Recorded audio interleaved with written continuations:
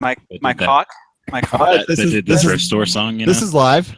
Hello, YouTube. This is our unedited show. Anything goes. If you'd like to listen to the fully produced and edited version, please visit welikeshooting.com/show. Nick's going to burn out your freaking camera.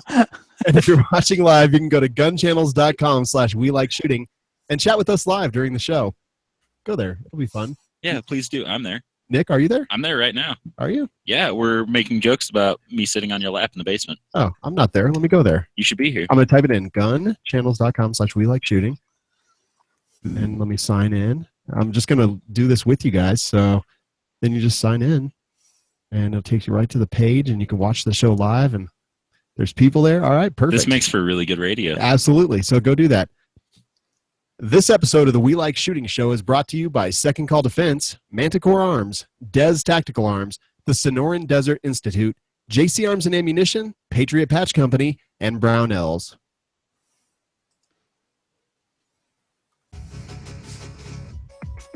Welcome to the We Like Shooting Show, episode 170.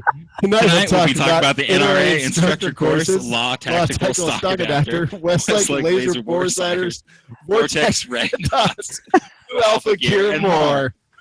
Our panel tonight is Jeremy Posderick of Rivers Edge Tactical, the Machine Gun Moses, Aaron Krieger, Bubba Gunmaker, Savage 1R, Native, NickLynch, Elite Firearms and Trainings, I'm Shawn, and our studio audience is just out of control tonight. Can't you tell? They're so loud.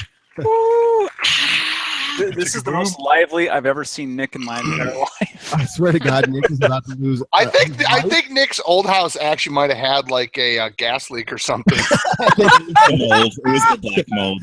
Because every time I saw him in like Vegas, he was way more energetic than on the podcast.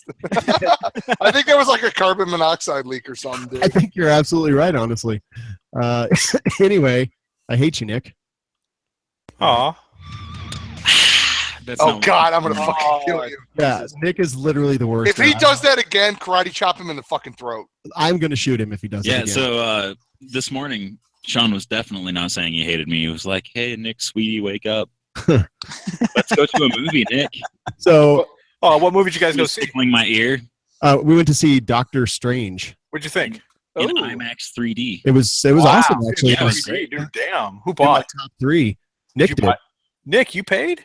Nick paid. With Nick, you don't even have a job. You barely have a car. I was like, "Hey, man, give us 2 tickets. I'll give you a handy Outback when we're done here." Was it over the pants, though? I didn't say paid money. You got 4 tickets that day. Yeah, but they were not the good kind of tickets. So anyway, I heard 2 tickets to Paradise.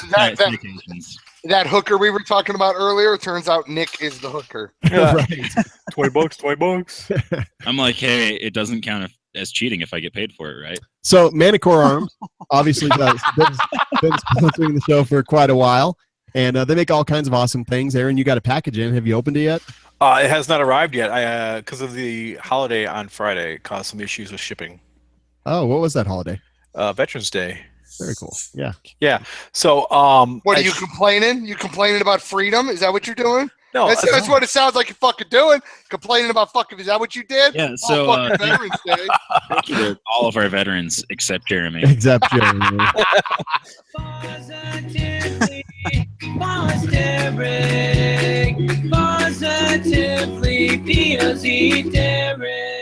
All right, there we go. So Manticore Arms, go check them out. Aaron ordered. You ordered muzzle brakes, correct? I ordered 2 different muzzle brakes, one for an AK and one for a AR, and I also ordered some transformer rails, the Picatinny rails for my transformer. Nice. Vanguard. Yeah. I do want one of those brakes. Yeah, I've got a rifle right there somewhere that has a brake on it. It's also on my proof research barrel. I just want to be the dickhead at the range that blows everybody's eardrums out. There was a lot of those at Bacon Beer and Bullets that we had over the weekend. And, don't care. It was awesome. You don't care? It was awesome. Oh man. So I didn't go. I was actually doing. And then Nick started talking. Yeah, that's right. I started talking. No one cared. I only got to swing in for a couple minutes to kind of say hi and shoot 1 or 2 things real quick. Swing in. But was Shawn eating white cake when you showed up? No, he was not. He was actually standing at the range, yelling at people. Yeah. But yeah, Shawn came over and brought me a plate at the range next door where I was taking a class, and brought me some bacon and beans and this delicious pepper that was wrapped in bacon with some cream cheese stuffed inside. Oh man, it was pretty amazing. It was awesome. Getting back to Manicore Arms, so Aaron, you want the AK transformer rail for your AK, right? I so do, yes. Yeah, we're gonna try to make that happen. Sven, if you're listening, I've got one. It's awesome. Man, I'm so excited. Sven, I want to break a rail. Yeah, we need to still do that, Jeremy. Yeah. Anyway, Manicore Arms, big longtime supporters of We Like Shooting. Go check them out, manicorearms.com. Use coupon code WLS10. Check out all their awesome new transformer technology, whether it's the Scorpion, maybe the Tavor at some point. I don't even know. AKs, ARs, muzzle brakes, any kind of accessory you really need. They've got some cool sliding stocks for Scorpions that just released. And yeah, Shawn actually has one around here somewhere. No idea where. I put it in that bag right there. But see, there's all kinds of cool stuff in here that we would love to show you guys and talk about it. But when Shawn set this table up for the show tonight, he put it about 1.5 feet from the wall. Yeah. So trying to get out from under the table is kind of a feat. And Nick has been under the table all night is what I'm trying to say. Anyway, check them out, manticorearms.com. Go there, buy stuff from them, support the people that support us, and they will support you. And they'll even probably draw on your box if you request it. So make sure you request to have Aaron drawn with no legs from the Beatus. I'm all about having somebody draw on my box. Okay, perfect. Our guest tonight is co-owner of Blue Alpha Gear. Please join me in welcoming Kurt Sills to the show. Hello, everyone. Hi, Kurt. Kurt, what's happening, man? How you doing? I'm doing good. Thanks for having me on the show. I appreciate it. Thanks for filling in last minute. We had a guest and hadn't heard back from them, so I put out a call on Facebook. And Kurt, man, you were there. You're like seconds. You know, I had just woken up from a nap and opened my phone, and there it was. So yeah, perfect. I'm refreshed. I'm ready to go. That's awesome, man. Tell us a little bit about yourself. Where do you live? What do you do? So Blue Alpha Gear and me and the other two co-owners, we're all based in Atlanta. And I hate Atlanta, by the way. Yeah, it's the traffic, man. It's the traffic. It's terrible. Kurt, yeah. Do you have broads in Atlanta? I probably. Do you have hoes and other area codes? There's a song I keep hearing on the radio. Anyway, and he says I have broads in Atlanta. Anyway, I don't listen to the radio. I only listen to podcasts. Tell us about yourself, Kurt. I muted Nick, so it's fine. First of all, it looks like he's married, guys, so calm your shit. Oh, yeah. Sorry, everyone. I'm taken. Aw. Yeah, man. I know. Well, there goes what I was thinking about. Right? Respect it, Nick. So we started Blue Alpha Gear a year and a half, almost 2 years ago. Probably about a year and a half ago. And recently we've gotten into belts and webbing and like sewn goods and stuff like that. And we're kind of hitting our stride with that stuff, and we're expanding that quickly, and that's becoming our thing now. We started off with Kydex, but we're kind of growing on past Kydex a little bit, and our new stuff is, especially our belts, that's kind of, I think, what we're going to be known for from here on out. Kind of the new hotness. So it is. When you started out with Kydex, how'd you feel about that space in the firearms industry? So we started out with Kydex because we saw a demand, and we're just three buddies who like love talking about guns, and we wanted to start a business, and we saw a demand, so we're like, all right, let's see if we can fill this demand. And then we did really well at that because we did something that most people in Kydex don't do, or at least didn't do at the time, which is make good holsters, but for really common guns in like a few simple colors, but then make stuff that's in stock, ready to ship, and give free shipping. So someone could come to our website, get a good deal on a holster, and it'd ship the next day, instead of having to wait, 3 weeks for someone to make you a holster. And we had really good success with that, but the industry it just got watered down a little bit. And it's really hard when you don't like for us, what we were doing, which is kind of like we were sticking with like the common Glocks and like the Smith & Wesson Shield and stuff like that. And it's hard to tell people all day, every day that like, no, we don't make a holster for your random weird gun that I've never even heard of before. Right. And it's impossible to please everyone. And do you make a holster for the Canic? Can you make a holster for Savage's Canic TP9? No. Anyone else's, but it's the greatest handgun in the world. Let me ask you this, Kurt. Do you have a holster in stock for a SAR Arms B6P 9mm with a TLR1? And sorry, only the TLR2. Yeah. Hey, I bought a flashlight off of eBay for like $25 to fit on my high point. Yes. You guys have a mold for that? Can you make that holster? Yeah, we got those in stock. Awesome. That's I've got perfect. a You're my man. 9 that's a SIG 226 knockoff, but thicker. Yeah. So can you wrap like 45 layers of blue tape, masking tape onto a SIG? Yeah. So we were having to, the way we were doing stuff is we'd make custom molds for everything so we could do kind of a higher volume production. We're still in a garage, but we're doing a high volume garage production.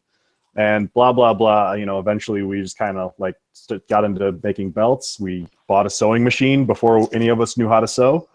We learned how to sew, and we started off making belts this past late winter. And then we've gotten really good at it and figured it out. And like, I'm really proud of the stuff we're making. And everyone wears pants. So like, I don't have to worry about molds and stuff like that. We just have to deal with sizing, but we've got sizing figured out too. So I was just going to say that's actually a huge thing, and one of the things that we talked to you in Georgia at the Iraq Veteran 8888888 shoot. I think you had like 4 more 8s in there. That's because I smoked 2 marijuana. No, I mean like there are 4 more 8s on his name. Oh, gotcha. Yeah. And one of the things you said is whatever pant size you wear, just tell us that, and we'll give you a belt. And that's not normal in the kind of the nylon belt industry, right? Right. So when we got into making belts, we kind of looked at what was available, and we read reviews and complaints and comments. And it all started from me shopping for a belt and just kind of being bummed about the fact that like everything seemed to cost more than it should. And the sizing was confusing, where it was either like, whatever your pant size is +2. Just like do the math for the customer. Why do you have to make the customer do the math? Well, it's even more confusing. It's like small, medium, large, XL. Yeah. Well, so like those Tuesday and the wind is blowing in from the east, and your belt size is between 32 or your pant size is between 32 and 37. Divide it by 4 and then add 3 and then multiply it by 6 and then take the square root of that. Who are you? A man writes into town on Friday, stays 3 days on Friday.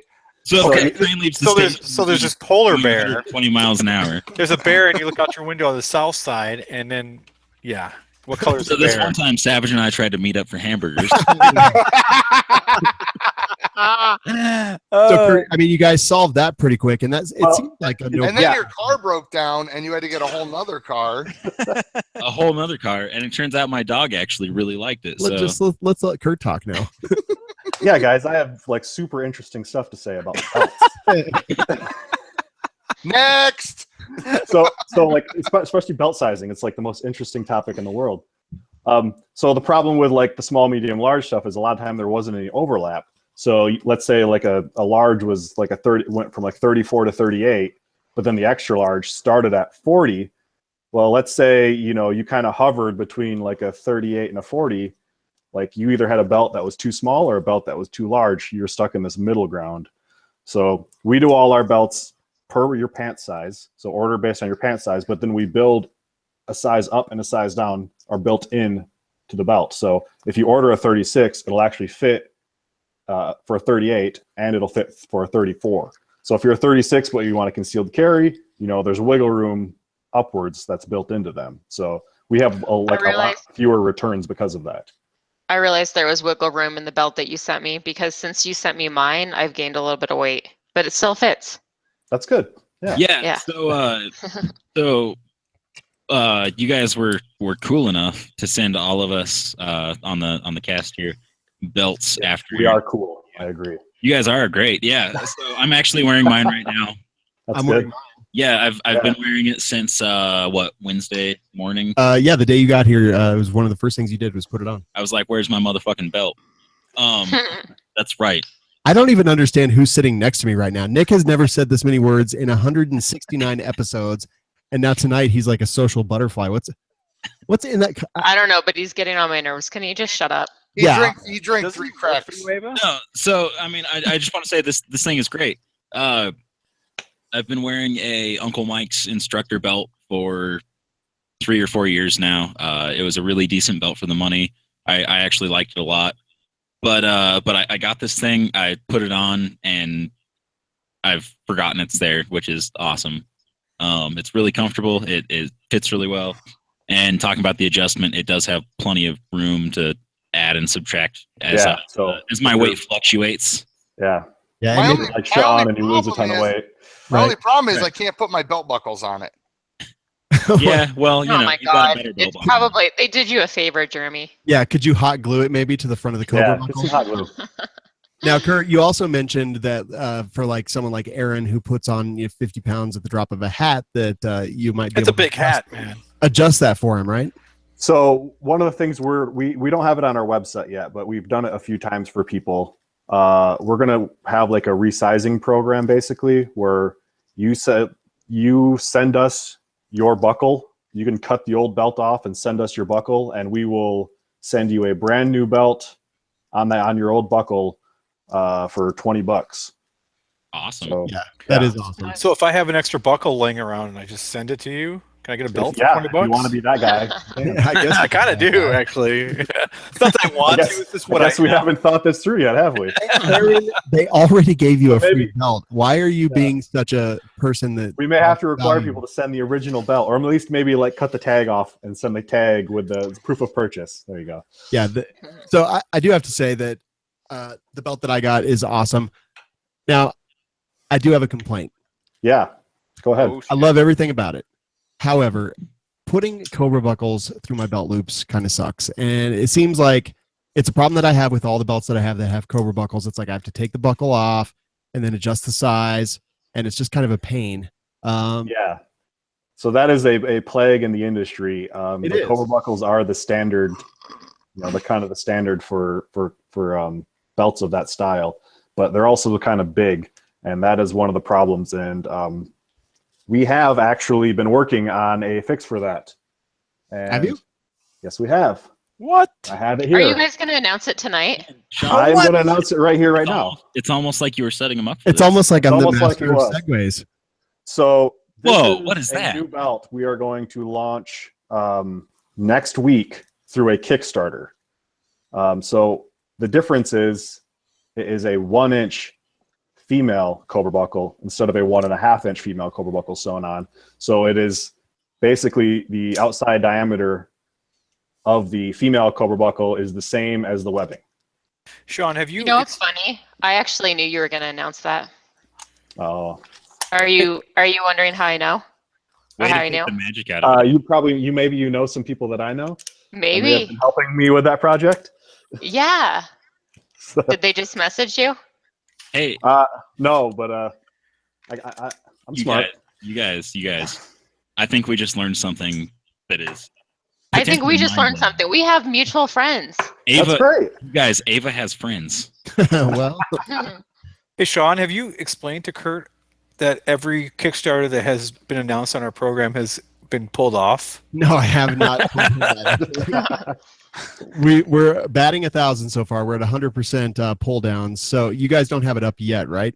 No, it'll be next week. Okay, so it should be okay Yeah. as long as it's not up right now, because every single person that's been on to announce a Kickstarter has been taken off because of us. Trolls, really. Yeah, but this isn't firearms related at all, so that's fine. No, this one's safe. That's the beauty. I gotta of be it. honest, But man. There's something really awesome about that idea that you have right there.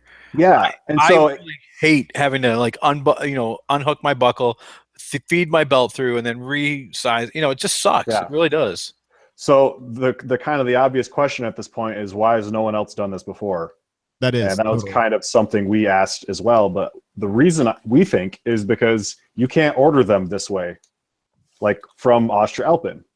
Well, you can, but you have to buy in very, very, very large volume, which is why we're doing a Kickstarter, so we can get the first order that we're going to need to get hundreds and hundreds and hundreds of buckles all in one order. So 300, because you said hundreds and hundreds and hundreds. 500 plus. Okay. Yeah. And So what people might not know is that Cobra buckles are ridiculously expensive. sure are. Yeah. It is. Yeah. That is the biggest problem with making these as a product for us is just dealing with the inventory of Cobra buckles, because we'd like to have a lot of them on hand, but we cannot afford to have a lot of them on hand because they cost so much money that they're a huge portion of the cost of the belt. So with the Kickstarter, we'll be able to kind of get the initial launch of the product, get the word out about it, check to see whether people actually want it or not. We're confident they will, but I guess they'll vote with their wallets via the Kickstarter. And then, I'll also be able to fund the first order because we have to order, a lot all at once. So when do you plan on launching this Kickstarter? As of right now, the goal is next week, Tuesday at 10 a.m.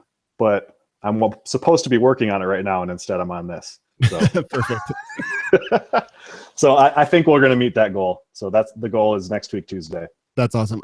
I'm pretty excited about it because it is a concern. I've got multiple of this style belt with the Cobra buckle, and it's just always a concern because it's like you have to take the buckle off, put it through all your belt loops, put the buckle back on, readjust your size a couple times, and just for people. What's going on over there? Just a crotch shot for everyone, and I'm going to do a lot of this thrusting motion here. So you guys like that? Can you see it? I'm enjoying I'm gonna it. drink some more. I kind of feel fits right through. All right. It's enough belt porn. I always have a problem with it not fitting. Yeah. Yeah.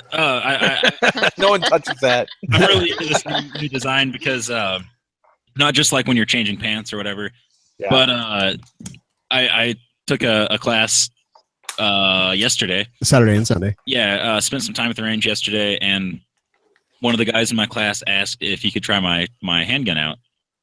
So, of course I was like, sure, yeah, go ahead, take it, try it out.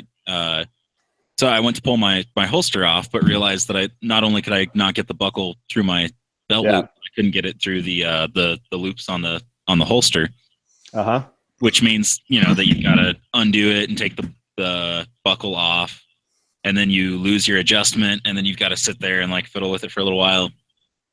So, I mean, once you have the belt set, it's great until you have to swap pants or take a holster off or put it on or whatever. Yeah. So yeah, this new design looks awesome. Yeah, we think that people are going to like it. I do know that these what do you guys even call them, like rigger belts or? They're just a bunch of rigger. This specific belt, like we call them EDC belts, like Just the EDC ones that are 1.5 inch. They're super popular. I saw you actually sent me a video that I watched where you were wearing like a suit and this kind of belt, and you looked baller AF. Yeah, I look like a drug lord. It's pretty sweet. Absolutely. You look like the kingpin. Yeah. Lord of War. I wore a Cobra belt in my in a suit, and it was really hard to get the belt through the loops because suit belt loops are generally smaller. Yes. Yeah. They're what, like 1.5? Right? So yeah, Now, they're like 1 inch and 3/4, like exact. Oh. And where it doubles up in the material, it's like trying to work that fucker through. Yeah. Yep. So we're launching next week. 3 colors: gray, black, and coyote. We try to offer a color for everyone, but not every color because we try to make things efficient, and that's how we keep our prices down on stuff. And we keep our turn times quick. And let's talk about that next is price. Like I know that these belts, honestly, I've paid or seen prices $80-$90 for this kind of belt. Where are you guys coming in? So our standard Cobra belt, the one you've got in your hand, right now those are on our website. They are $49.97 with free shipping. So I don't think anyone else has a belt like that for that price. That's awesome. Now let me ask you this. So you guys are doing smart things like belt size, pant waist size is the belt size, free shipping. When you did a lot of Kydex, it was you had these things in stock, they ship the next day and free shipping. Yeah. Eventually our goal is to do that with the belts too, to have things in stock and ship the next day. But like I said, the Cobra buckles make that a little cost prohibitive at this point, but we're going to be getting there eventually. That's awesome. So who comes up with these ideas? They seem like common sense, but obviously that is not the way the industry is. So it can't be too much common sense. It's all of us together just looking through like just kind of like what's the stuff that annoys me when I go to a place to buy something? Like I get annoyed by like shipping is always annoying. And like especially when I got to like type everything in just to find out how much it's going to cost me. And then I find out like, oh, it's going to be $13. Like, oh, never mind. I'll just buy it somewhere else. But we want to make it simple, like everything's simple, easy, all the annoying things. We're trying to fix them. That's awesome, man. I love that kind of thinking outside the box. And I hate to say it's outside the box, but it just really is. I mean, I think that sometimes our industry gets a little stuck in just, this is the way things are. And afraid to make any changes. So you said you're co-owner. Who are the other guys that are involved? So Jesse and Daniel are the other two owners. They're more they're a little more camera shy than I am.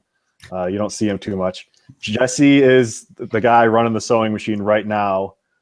Like literally right now, I think he's sewing. And Daniel is learning how to sew as well. He was the Kydex guy, and we're transitioning all that over to sewing slowly. So he's the workhorse. They're both in their own sweatshops right now. And I So you're the pretty. I get to put, yeah, I'm the pretty one. Perfect. We saw you in that sweatsuit with your dollar bill high point. Yeah. Tell us about that. So I didn't realize that was you. Yeah. So you were the one that made the video, and you were wearing the. Yeah, that suit? Jonathan made. Yes. Yeah. Nice. Yeah. So I saw the dollar bill high point for sale online because that stuff is just stuff people see, and it's a factory $100 bill finish on a high point. I'm like, wow, that's the worst gun ever made. It's only $200. Why wouldn't I own this? Like, I want to have really cool guns, but if I can have the worst gun ever made for $200, I'm going to buy it. Right. Wait a minute, you paid $200 for it? Hey, you know what? There's a $60 you got upcharge ripped for off. the finish, yes. But I look rich, so that's all that matters. Yes. Especially wearing the dollar bill jumpsuit. Yeah. So then once I had the gun, like it kind of spiraled out of control to where that eventually I had a complete $100 bill sweatsuit on and the gun tucked into my sweatpants. Unloaded, of course. But yeah, it kind of got out of control. And then next thing you know, we're making videos with it and hopefully making people laugh. That's awesome, man. So tell us a little bit about your history. Like, how did you end up in this industry? So I've always been really nerdy about stuff. Like, I get obsessed with things and then I just like go crazy. And I'm actually kind of new to firearms. I bought my first gun in the beginning of 2012. And then it has been like nonstop obsession ever since then. I've always been interested in them and I've shot them a little bit, but like I eventually got a good enough job where I can like, oh, I can actually start to like buy and collect these things. and then once I got a couple of them, like, okay, yeah, this is my new thing forever and ever. And that's kind of where it happened. And then I've become kind of obsessed with it. And as far as like getting into the industry, that was me and Daniel and Jesse all hanging out together and trying to think of a thing that we could do with our lives that would be interesting. And we actually had a YouTube channel briefly that was fun, but too much work. And it's kind of a terrible way to make money, a YouTube channel, especially when people are traveling from like all over and like all the logistics and work that was going into it that like, you're not even going to make enough money to pay for the ammo, let alone all the travel and all that crap. So true. Then we kind of like worked our way into the Kydex thing and we're like, yeah, let's try selling some holsters on Amazon. Let's see what happens. And then kind of the rest is history from there.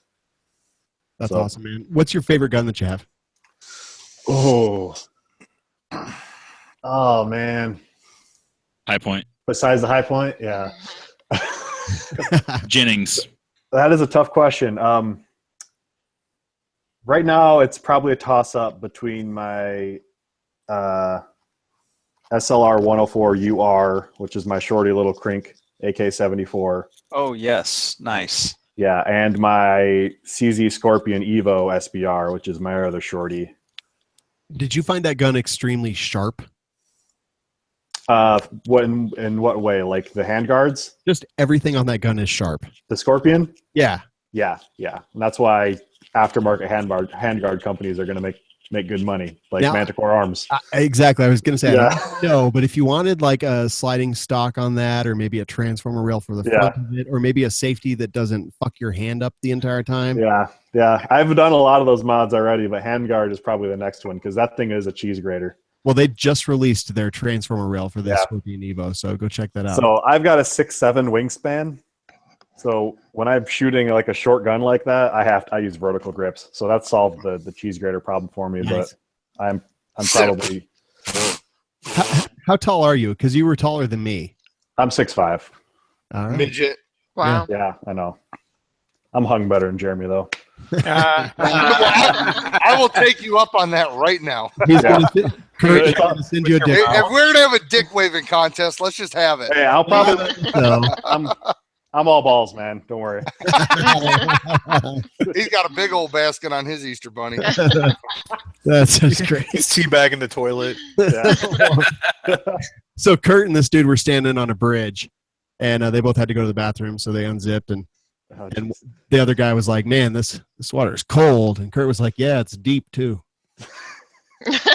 Who hasn't heard that joke like from 19? I don't think I've ever heard that joke. I actually have never heard that joke before. And that was kind of funny. See, it doesn't really make sense though, because if the water's cold, you're never going to reach the bottom. It's just going to retract back out, right? Well, sure. I mean, I don't mean to nitpick jokes, but don't judge me, Kurt. Just, science and all. That's all. All right, we are talking to Kurt Sills from Blue Alpha Gear. We're going to take 1 second just to talk about Second Call Defense. This portion of We Like Shooting has been sponsored by Second Call Defense, offering you complete protection for armed self-defense.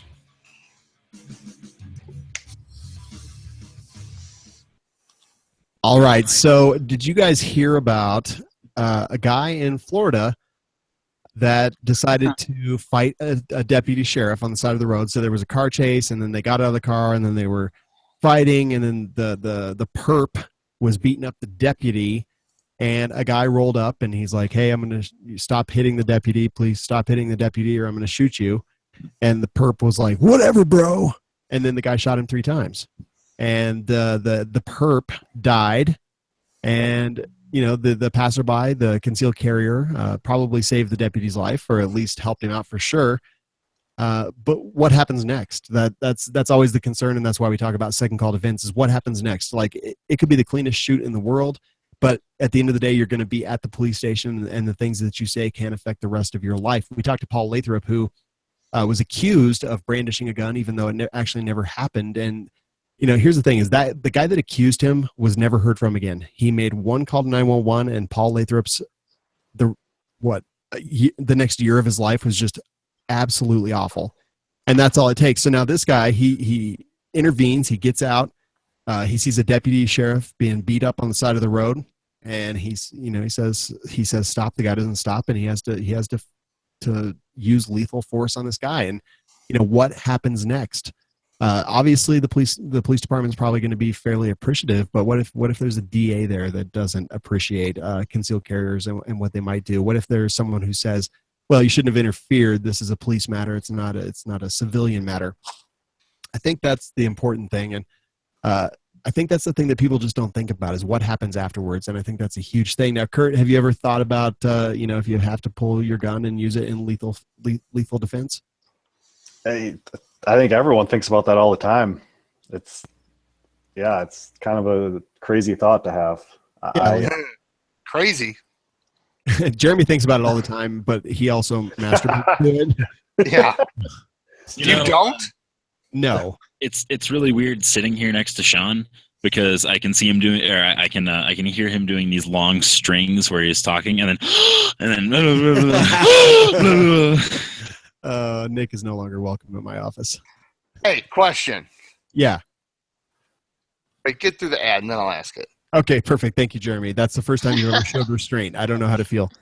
But, that's the thing, is like, what happens after that? So with Second Call Defense, you have a card that you keep in your wallet. You go ahead, and if you have to pull that trigger in self-defense, you call 911. You look at your card. It says call 911. Tell them exactly what to say. Tell them what you're wearing. Tell them where you are. Tell them what happened within limits that they put on the card. And then you call Second Call Defense, and then they kick into action. So By the time you even get to the police station, they've probably already arranged you bail and a local attorney in your locality, not someone who's 1,000 miles away that's going to not know exactly what's going on in, say, Colorado. And they're just going to kick into gear. They're going to call the person that you put down as your emergency contact. They're going to do all these things just as part of the service, and hopefully you're not going to have to spend any time in jail like Paul Lathrop did. Hopefully you won't have to spend any time being questioned without an attorney where you might say something that incriminates you in some way. And, it's $10 a month for their lowest package all the way up to about $32.95, $35.95 for their ultimate package. But if your gun gets confiscated, they will get it back from the police. And if they can't get it back from the police, they will actually pay for a brand new one of the exact same gun. They'll pay for expert witnesses at your trial. They'll pay your criminal defense. They'll pay your civil defense. They'll pay all of that upfront, day one, $1, so you don't ever have to worry about it. So go check it out. Second Call Defense. Excuse me. WeLikeShooting.com/SCD gets you a free month, a free coffee cup. One of these right here. Nick, hold yours up. Nice. He's got a black cup. I've got a white cup. Why is your cup white, Shawn? Racist. Yep. He's a racist. But you also get a coffee mug, a shirt, and a free month of Second Call Defense. But don't wait till it's too late. Don't wait until you're actually sitting in the back of a cop car to do this. It's very inexpensive for the coverage that you get. They originated what they're doing. They are by far the best. WeLikeShooting.com/SCD. Go sign up today. Don't wait. So, This portion of Rookie. has been sponsored by Definitely a rookie mistake. the most Why are you talking? protection for all. what? Because why is there something going on? Visit WeLikeShooting. Why is everyone so quiet? CD to find out how to get your first month. Because I'm bored. You can't hear the audio? No, dude. Is there audio Nope. playing? Oh, my God. So I just realized something. What? So it's like Second Call Defense, like it's the second call you should make That's after you're involved exactly in a self-defense shooting. Yeah. So it's Wow, congrats. like, oh man, I just shot somebody. I just shot Jerambe First because he was call. trying to sexually assault me. Again. So first call, In his 911, pocket. following the script on the back of the Second Call Defense card. Yeah, you want me to read it to you? Yes, please. All right, Second call defense. Let's see. That makes so much sense now. It's the second call, and they defend you. Call 911. There's been a shooting. The person attacked me. I was in fear for my life. Send an ambulance and law enforcement. My name is Shawn Heron. I'm located at blah, blah, blah. My phone number is 719-359-9560. Do not give more details. You're being recorded, and you are too upset to talk. Number 2, call the emergency hotline. You will speak to a staff attorney. You will be reminded how to respond to questioning. You will be instructed to not make any statements until you speak to your own attorney. If arrested, we will arrange bail. If pressed to talk about the shooting, say, officer, you will have my complete cooperation after I've spoken to my attorney. Until then, I invoke my Fifth Amendment right to remain silent. You know, one thing that I've thought about, that just to kind of throw this out here, is You know, your Fifth Amendment right is not to incriminate yourself, not to remain silent. Every time Aaron interrupts somebody, take a drink. I'm Nick. out. No, I'm Nick. sorry. Was Nick talking? I Goes couldn't under hear whiskey, anything. Nick. So there's one thing I would add, and I don't know how you guys feel about this. I'm not mixing your drinks anymore, Shawn. After Shot Show. Anyway, so That's a good idea. it's something I learned. I volunteered at a shooting range for a little while at a gun club, and something they always told us was that if there was an accident and someone was shot, that we should call 911, and a line that we should always use after we had locked up all of the firearms and made sure that everyone had stopped shooting and the area was safe was It's going to be. It's a secret.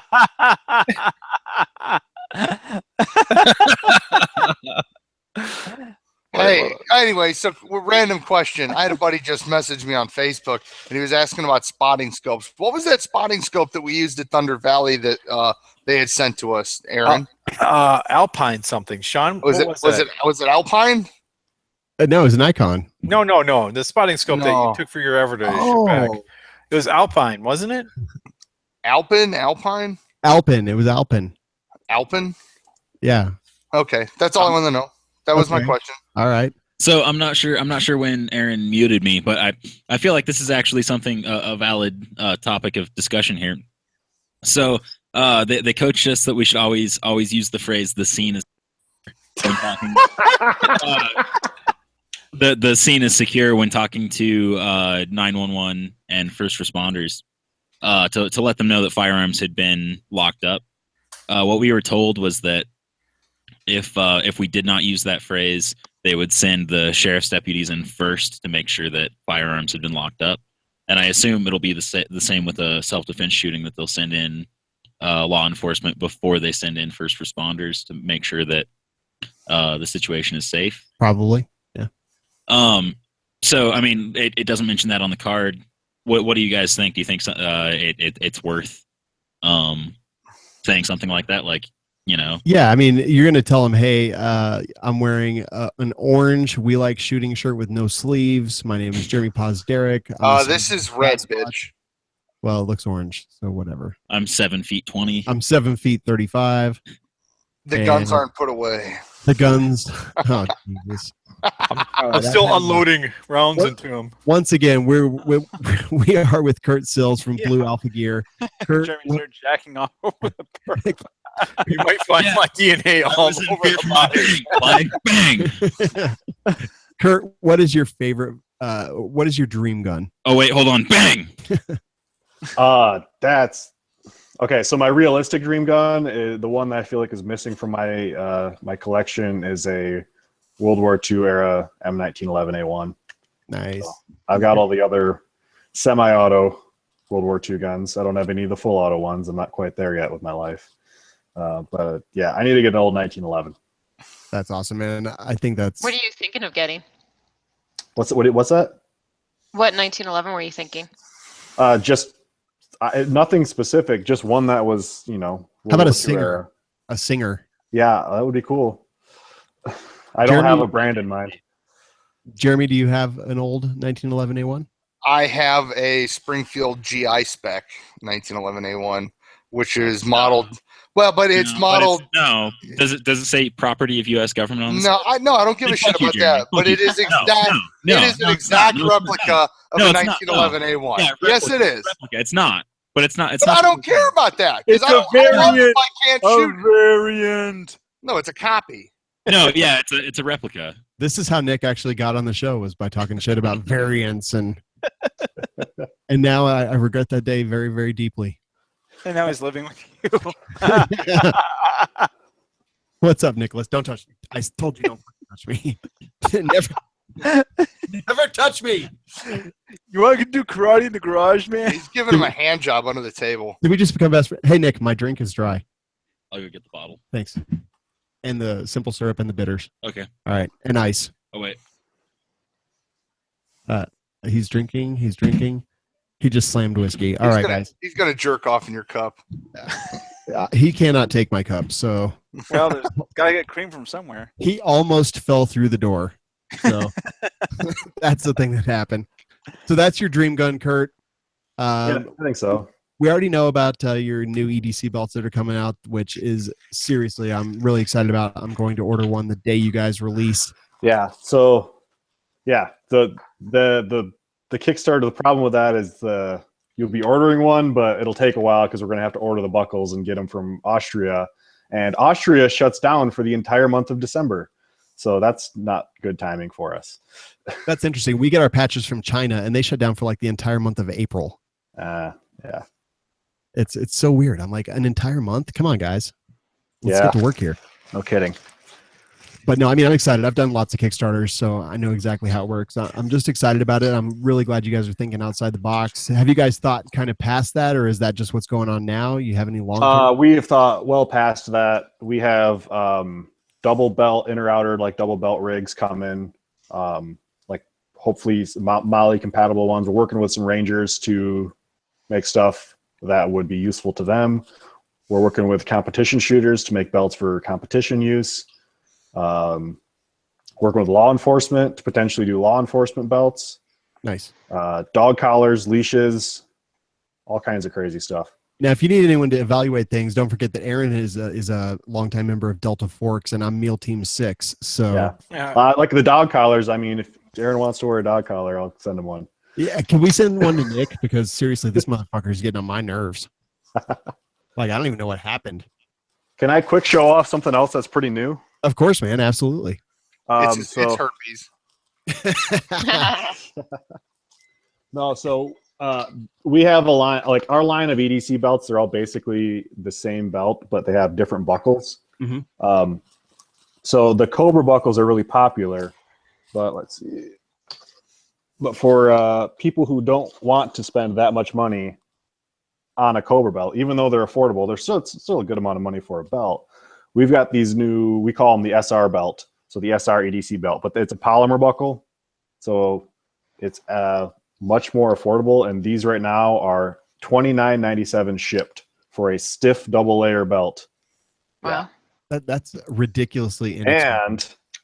And the buckle is actually made in the US too. So literally everything on this belt, from the thread to the tag to the buckle to the webbing, is all made in the US. And it's only $30. That's awesome. And that price is ridiculously low. Yeah. I mean, just and it's just as good of a belt too. Like, my people, thank you. Yeah, just these tags, Aaron. Just these tags are worth like $30 in my opinion. Just the Blue Alpha gear, made in the USA, bluealphagear.com. Good stuff. Nick's back. Hashtag Nick back. Shit just got stupid. Oh man. Hey, Whoa. this bottle of Buffalo Trace whiskey that we're drinking is brought to us by our friend Judson. Thank you, Judson. Thank you, Judson. We appreciate that. This episode of We Like Drinking. This episode of We Like Drink. No, that's actually my friend's podcast. You're going to get us in trouble. Excuse me. This episode of We Like Drunk. Yes, We Like Drunk. But Kurt, where can everyone find you online? So our website is bluealphagear.com, and we are on Instagram and Facebook. And I love talking with people on Instagram and Facebook. So come find me there, and check us out. I post a lot of, like, it's not just belt pictures. Like, I'm super obsessed with guns. So everyone who likes the show will appreciate all the stuff I post. So I'd love it. Yeah, if people came and checked us out on Instagram and Facebook, it's at Blue Alpha Gear for both of them. So definitely do. We met Kurt in Georgia, but he felt like an old friend. So definitely go check them out. They've been super kind to us, and they are really kind of, we always talk about innovation on the show, and they're innovating process. God damn it, Nick. Quit drinking out of my bottle. They're innovating processes. They're doing things that just kind of make sense. And I love it when people just kind of take a step back and look at it from the big picture, look at it from what irritates them, and then solve those problems. I think that's fantastic. So Blue Alpha Gear, bluealphagear.com. Find them on Facebook, Instagram, and all that good stuff. And Kurt, I hope you can stick around with us for a bit. Yeah, I'm here. They're stuck with me. All right, man. I absolutely love it. Hey, let's talk real quick just about one of our other sponsors. I don't know about you guys, but that was really loud on our side. But we're going to talk about the Patriot Patch Company, patriotpatch.co. They're doing all kinds of cool stuff. They're doing gun cleaning mats, patches, shirts, and in my opinion, they're doing the best designs that are out there right now. You should join their Patch of the Month club because, let's see, what was the one in October? It was This Is My Safe Space with a picture of a gun safe full of guns, all kinds of. That one was awesome. It also came with a sticker. It came with a sticker. Now in November, there's a double. There's a turkey and a gas grenade that's labeled pumpkin spice. So, when I came out here, I actually packed minimally. I wanted to bring as little stuff as possible. And one of the things I actually grabbed when I left was my box with all of my Patriot. Great story, Nick. Great patches. story. yeah. Great story, buddy. Now he's starting to slow down. Keep it up. Is there a carbon monoxide leak here now? Out of his ass. So yeah, I mean they're actually really awesome patches. They're beautiful. They're all PVC, really detailed. They've got a lot of really great. I don't know what you call them. Not really a pun, but like a play on logos. And They're stuff. clever. They're very clever. They've got the beer ones, which I like quite a bit. That look like beer logos. Yep. I feel like you've painted a picture in my mind, and it looks like it's rained on. Yeah, it's like Yeah. it's like Bob Ross if he did 7 marijuanas. It's a happy little patch. No, but I agree. Savage wears the shirt every week. Savage, you're wearing a shirt right now from Patriot Patch Co., right? I believe so. Firearms Radio Network. Yep. So go to patriotpatch.co, use code WLS to get 15% off. Go do that. But not only are they doing that, but they're doing a mega monthly giveaway with We Like Shooting every single month where they give away 20 patches and 5 shirts. And they're also sponsoring our entire giveaway segment. So we've got 3 giveaways to mention this week. We've got Patriot Patch Company. You can go to welikeshooting.com/patriot to get entered for that. You can enter every single day. We've got a custom firearm finish from Blown Deadline, Cerakote job. welikeshooting.com/BDL. Thank you very much to Mike and his crew over there for doing that for us every single month. And this month we're announcing a brand new one from Ken Oz Tactical Group. It's welikeshooting.com/KTG. They're going to give away one of their opening courses every single month on We Like Shooting. So basically, yep, going to give a training class away every single month on We Like Shooting up to $200 value. So if you want to get out and you want to train with firearms, go check that out. Again, that's welikeshooting.com/patriot, welikeshooting.com/BDL, and welikeshooting.com/KTG. Next week, we will announce 3 winners 28 winners, 27 winners actually, for all those different giveaways. So stay tuned, go enter them right now. And I promise you're going to be very pleased with the results. So go check that out. If I don't win, will I still be pleased because you did promise me that? Yeah, you will absolutely be pleased. Now, Kurt, have you ever heard our segment with John Patton from the Gun Collective where you get to know the people from We Like Shooting? I have. I'm good friends with John. He's a good dude. John is a great dude, and he did us this favor, and now we're going to learn about Jerambe with John Patton. No. Oh, God. Yeah. I always forget what I said. Is there anything left to know? There's so much left that you don't know that you'll be surprised. I hope you guys can hear this audio, but here goes. It's time to learn more about the cast of your favorite gun show. Interviewed by John Patton of the Gun Collective. You can find John and his great news show, TGC News, at theguncollective.com. What is your favorite thing to do that has nothing to do with guns? I know guns is a huge part of your life, being that it is your career. What's your favorite thing to do that has nothing to do with guns? Women. Or like a strip club kind of guy, or no. I don't pay for it. Whatever. So you're just a big pervert, is what you're telling me. We know this is a lie. I am a what's the word? Man whore. Oh, you're okay. All right. No, it's it's the I really, my only hobby's gun. I mean, the guys make fun of me because I talk about my motors. I mean, I have a motorcycle. And an associate in a leather jacket. Really, my only real hobby is guns. You live and breathe this. Yeah, it's I mean, farming, I guess. Sure. I had 14 acres and 2 barns and a house out before I moved here, because I actually sold that. So because I'm trying to build an indoor range in town. Oh wow, that's cool. So I sold my house for startup capital, and I had 14 acres. I had cows and pigs and birds and all that stuff. Horse. I had a horse. I still got the saddle. I mean, what was the horse's name? Her name was Heidi. Heidi the horse. All right. She was a bitch. And now we know. Knowing is half the battle. So, for one, we know that's total bullshit because Jeremy's into guys. For 2, Shawn, what's this? I hear about you saying something about putting a collar on me while I was away grabbing beverages for us. Who told you that? Judson, because he's a true friend. No, Judson is a traitorous scumbag. Rebel scum. Yeah. Anyway, you're getting a dog collar from Blue Alpha Gear eventually. I'm all right with that. Yeah, I bet you would be. You dirty. And next week he's going to be fucking emo. Shawn's nickname is emo. The only adventure in life is death. Wow. Why are we even here? Okay, Eeyore. Thanks thanks for noticing me. Hey, you know why Eeyore is so grumpy all the time or so depressed? Why? Because he's fat. No. Well, because he's stuffed full of hay. Ava, you're fat, so... Yeah, he's stuffed full of hay. Everyone else is stuffed full of cotton, so he's like all bummed out. No response. What the fuck is wrong with you? I have kids. I know these things. I don't even know what's happening right now. Let's talk about some gear. I think it's time for gear chat. Now it's time for gear chat. Stuff that we have, stuff that we want, and stuff that we need. Brought to you by the award-winning Des Tactical Arms.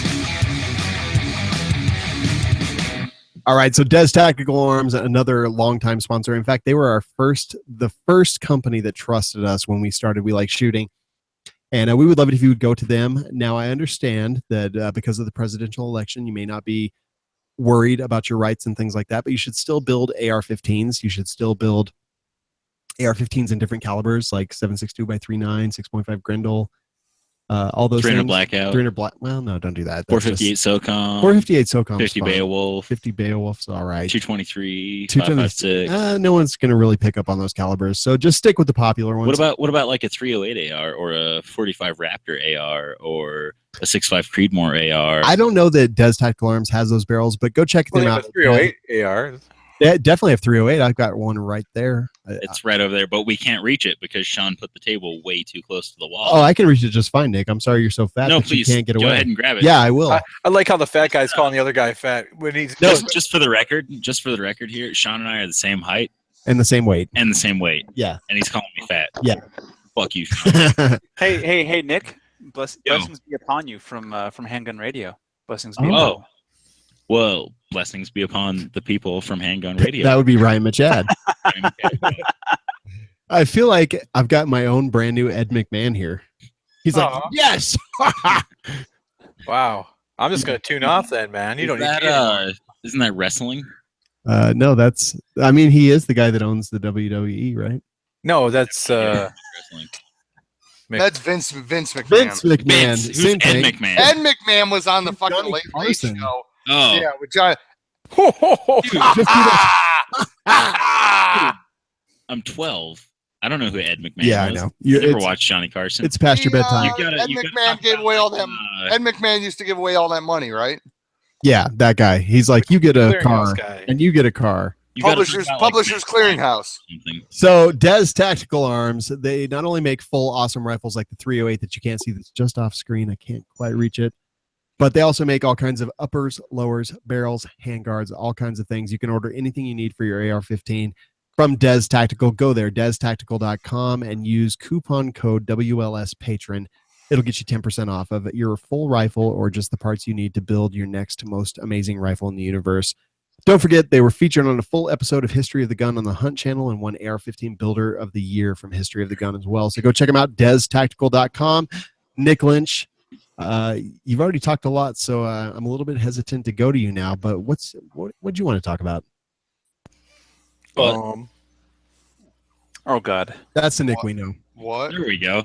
Yeah, so over the weekend on Saturday and Sunday, I took the NRA Basic Pistol Instructors class with Judson Crossland, who was kind enough to donate this bottle of Buffalo Trace to us this evening. Yeah, and I just want to say that this was left at my house, and it was full, and now it's more than half gone. Yeah. I would also like to say that Rookies. Yeah, we're getting turned the fuck up, Ava. The elevation between where I was in Montana and the elevation here is almost exactly doubled. I've noticed an incredible increase in the potency of alcohol since I've been here. Yeah, and I remember when you were walking up the stairs, you were all out of breath. That's right. Dude, listen. I come from 500 feet above sea level, and when I visit John, it's 10 times. Yeah, I don't know how you even survive here, Aaron. I'm like, oh man, my head hurts all the time. I can't catch my breath. Yeah, I don't know either. It must be what it feels like for you to be at 500 feet above sea level. So yeah, I took the basic pistol instructors course. Is this story going anywhere? Yeah. Okay. Yeah, it was pretty neat. Okay, great. Thanks for the story, This is Nick. so exciting that Ava left. Yeah. So it was a really great class. I've taken basic pistol a handful of times. It's one of those things where I mean, even the first time I took it, I didn't really feel like I needed it, but every time I've taken it, I feel like I've learned something new.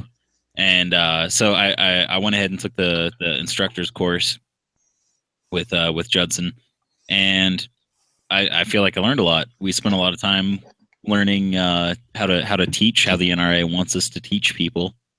And then we spent a lot of time on the actual material for the class. We on the what? How much did the class cost? $225. Oof. Okay. Yeah, it's not cheap. In the past, when I've taken the basic pistol class, I've paid about $100. But of course, that's not the instructor class. Right, That's the instructor just course is the more. basic pistol class. But yeah, I feel like I learned a lot. Apparently, the NRA has tightened its standards for who can become certified and who can't, which is Thank God. Yeah, that's a great thing. I mean, anytime standards are tightened for who can become an instructor, it's a good thing. Anytime anything's tight, it's a good thing. Any Except tight. for your belt. Except for your belt. Well, yeah, that's unfortunate. But yeah, it was a great class. I'm really glad I got the opportunity to take it. One thing that I guess is a newer addition is now they have a target that you have to shoot to qualify, and it's got an 8-inch circle in it, and you have to shoot a 6-inch group inside that 8-inch circle. From 45 feet. Yeah, from 45 feet. All right, so you have to be a good shot to be an instructor? Yes, you do. That seems silly. No, it doesn't. Yes, it does. No. Oh, yeah, Well, it what does. if you're blind and you want to be an instructor? Or what if you have Well, poor that's vision? What if you have Parkinson's? It's like what if what if you have no hands and you still want to be an instructor? What about no hands people? Well, you know what they say: those who can't do teach. Hey, you know what? I'll tell you what. Hunter Kale Nubs, that dude can shoot like the Dickens, and he doesn't have any hands. He has nubby hands. He's got toes. Yeah, he's got toes. No, that dude can shoot. He has no hands. And honestly, in one of the concealed carry courses that I've taught, we taught a guy that was actually like 85% blind, and he passed the class. He did really, really well. So I mean, whatever your physical restrictions are, as long as you're not a fat ass, definitely. What are your thoughts on the online portion for the students? So here's the really funny part. My concern for the last couple weeks has been to get to Colorado without my car breaking down. So I think we've talked about this on the Patreon page, but not on the show. I made an. Oh no, we talked about it last show. We filled everybody in. Oh, did you talk about it without me? Yeah, we were like, he's such a loser. He's never gonna get here. Of course. Well, I mean, I am a loser. But you proved us wrong, so. That's why I'm hanging out with Shawn. Don't touch me. Don't touch me. That's not what you said last night. Anyway, so yeah, I made an attempt about a month ago to get here. I threw a timing belt. Ended up getting a new car. Got down here. You ended up getting a new to you car. Yeah, Nick, we already told the story, man. So get to the point. We told the story. So yeah. But they've apparently tightened the certification so that you have to shoot this target. There were 6 of us that showed up for the class. Only 3 of us passed. I actually had to shoot the target 3 times. And I mean, granted, I haven't shot since August, which I believe was the last time I was here in Colorado. But yeah, it's a lot harder than it sounds. No, it really is hard. 45 feet and getting that, what is it, 8-inch circle? Yeah, well, you need a 6-inch for yourself. Inside of an 8-inch circle. Whatever, Ava. Yeah, well, Ava's apparently like an idiot savant with a pistol. Okay. You remember when I beat you? I let you. I think anytime standards are tightened, it's a good thing. Yeah, I still don't agree with the shooting portion. I think that's why, because you can't pass. Are you being honest? I thought you were joking. No, I'm totally being honest here, man. If an instructor doesn't know how to freaking hit a bullseye, why the hell is he going to teach somebody else to shoot? Because if you follow all the basics of fucking you're going to be able to shoot. Yeah, you can shoot. If you can't shoot, you can't follow the basics. But to me, the main portion of Pistol 1 is to learn safety and how to use a firearm, not how to hit the bullseye. And how to shoot it correctly. And if you can't shoot it correctly, you're not supposed to be teaching other people. I just vehemently disagree with you guys on this one. No, I mean, all right. Well, Aaron, sorry you still can't shoot a bullseye, but maybe Ava, I can outshoot you. I guarantee it. I guarantee you probably can't. I guarantee I can. Aaron, you cannot outshoot Ava. I can outshoot Ava. No. Yeah, totally. I'm a pretty decent shot. I just want to throw that out there. Yeah. So look, here's the thing.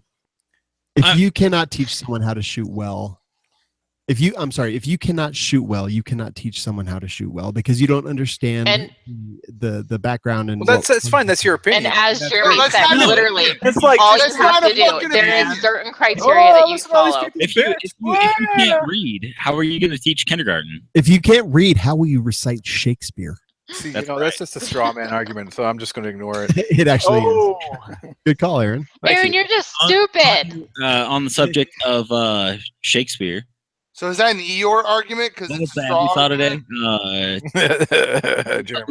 We saw a Shakespeare ad today.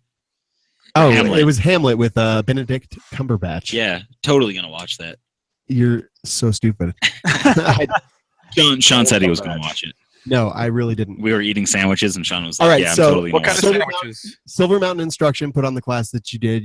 You had 6 instructor candidates and only 3 people passed. That's so, correct. Nick, congratulations. You will Thank be an you. instructor. High five. Woo! Bro. I'm so sorry for any people that ended up in my class. And also my friends Eric and Steve, they passed that class as well. And, I'm actually really proud of Judson because becoming a TC is difficult. You have to go to Virginia, you have to take a very long class, and then they decide whether you pass or not. And historically, I do not believe that the NRA has been selective enough in their choosing of instructors, but I do believe that our friend Judson from SMI will be very choosy, and we saw it with a 50% pass rate this weekend. Yeah, and I think that's totally awesome. I'm super proud of Nick for doing it. I'm super proud of Judson for upholding the standards that I would expect from the NRA training counselors, and just good stuff all around. Congratulations, Nick. I'm super proud of you, bro. Yeah. Well, thank you. I'm impressed by Judson. He was a great teacher. This was his first time teaching this class. Yeah. And I thought he did a great job. Yeah. Now I did sit in the entire class on Saturday and disrupted the shit out of that month. Incredibly disruptive. Disruptive as AF. Yeah, like before Shawn got there, I was mildly disruptive. Yeah. And then Shawn got there, and I was extremely disruptive. It was ridiculous. It's like we like shooting cannot be trusted in an environment where professionalism is supposed to be. Weren't we at close quarters tactical? Aaron, me and you were at close quarters tactical and just disrupted that. Oh, it was, yeah. It was like that, exactly. It is completely ridiculous. So, okay, great job, Nick. Now I'm going to go ahead and talk about this Vortex Venom red dot sight that I got from Brownells. I thought I got that. I thought I got that. No, you got a strike fire, bro. Oh, okay. I actually shipped that today. That finally. shipped today. So this is the Venom red dot. It is Sean is really bad about shipping things. I'm the worst, the absolute worst. I don't care about shipping. He's not the worst. We know one person who was the worst. No, if you've ordered something like a patch or a T-shirt. No, I don't ship that stuff. Anything else? We actually have someone who is supposed to be doing all that for us. Yeah. And now that person wasn't doing it. That person is not doing a great job. So also, when that person wasn't doing it, and Shawn was supposed to be doing, he wasn't doing it either. Negatory. I was never supposed to do it. The fact is, the point is, now I'm doing it. Nick is doing it, and he's doing a terrible job so far. So this is the Vortex Venom red dot that you can see right here. Where'd you get that from? In my hand. I got it from Brownells.com, one of our excellent advertisers. And so this is a 3 MOA red dot. It runs for about $229.99 on Brownells.com. But here's the thing. I want a red dot for my M&P Pro core. Okay. So I got this to go on there. I still need the actual plates because my core came without plates because Judson sold me a fucking bunk gun. But eventually it's going to be this red dot. It does not co-witness with the sights, but I don't really care about that because this is just going to be a fun gun. But so far I'm actually super impressed with it. I've had it on an AR because it does come with a Picatinny mount. That is right here. It comes with a box. It comes with a battery. It comes with a cover. It comes with an Allen wrench and a nice little screw tool to adjust your windage and elevation. And again, like the Leupold Delta Point, that's a very popular red dot for these. The Burris Fast Fire is another popular red dot. Judson's now calling me. I think he heard me talk shit. Go ahead and answer that.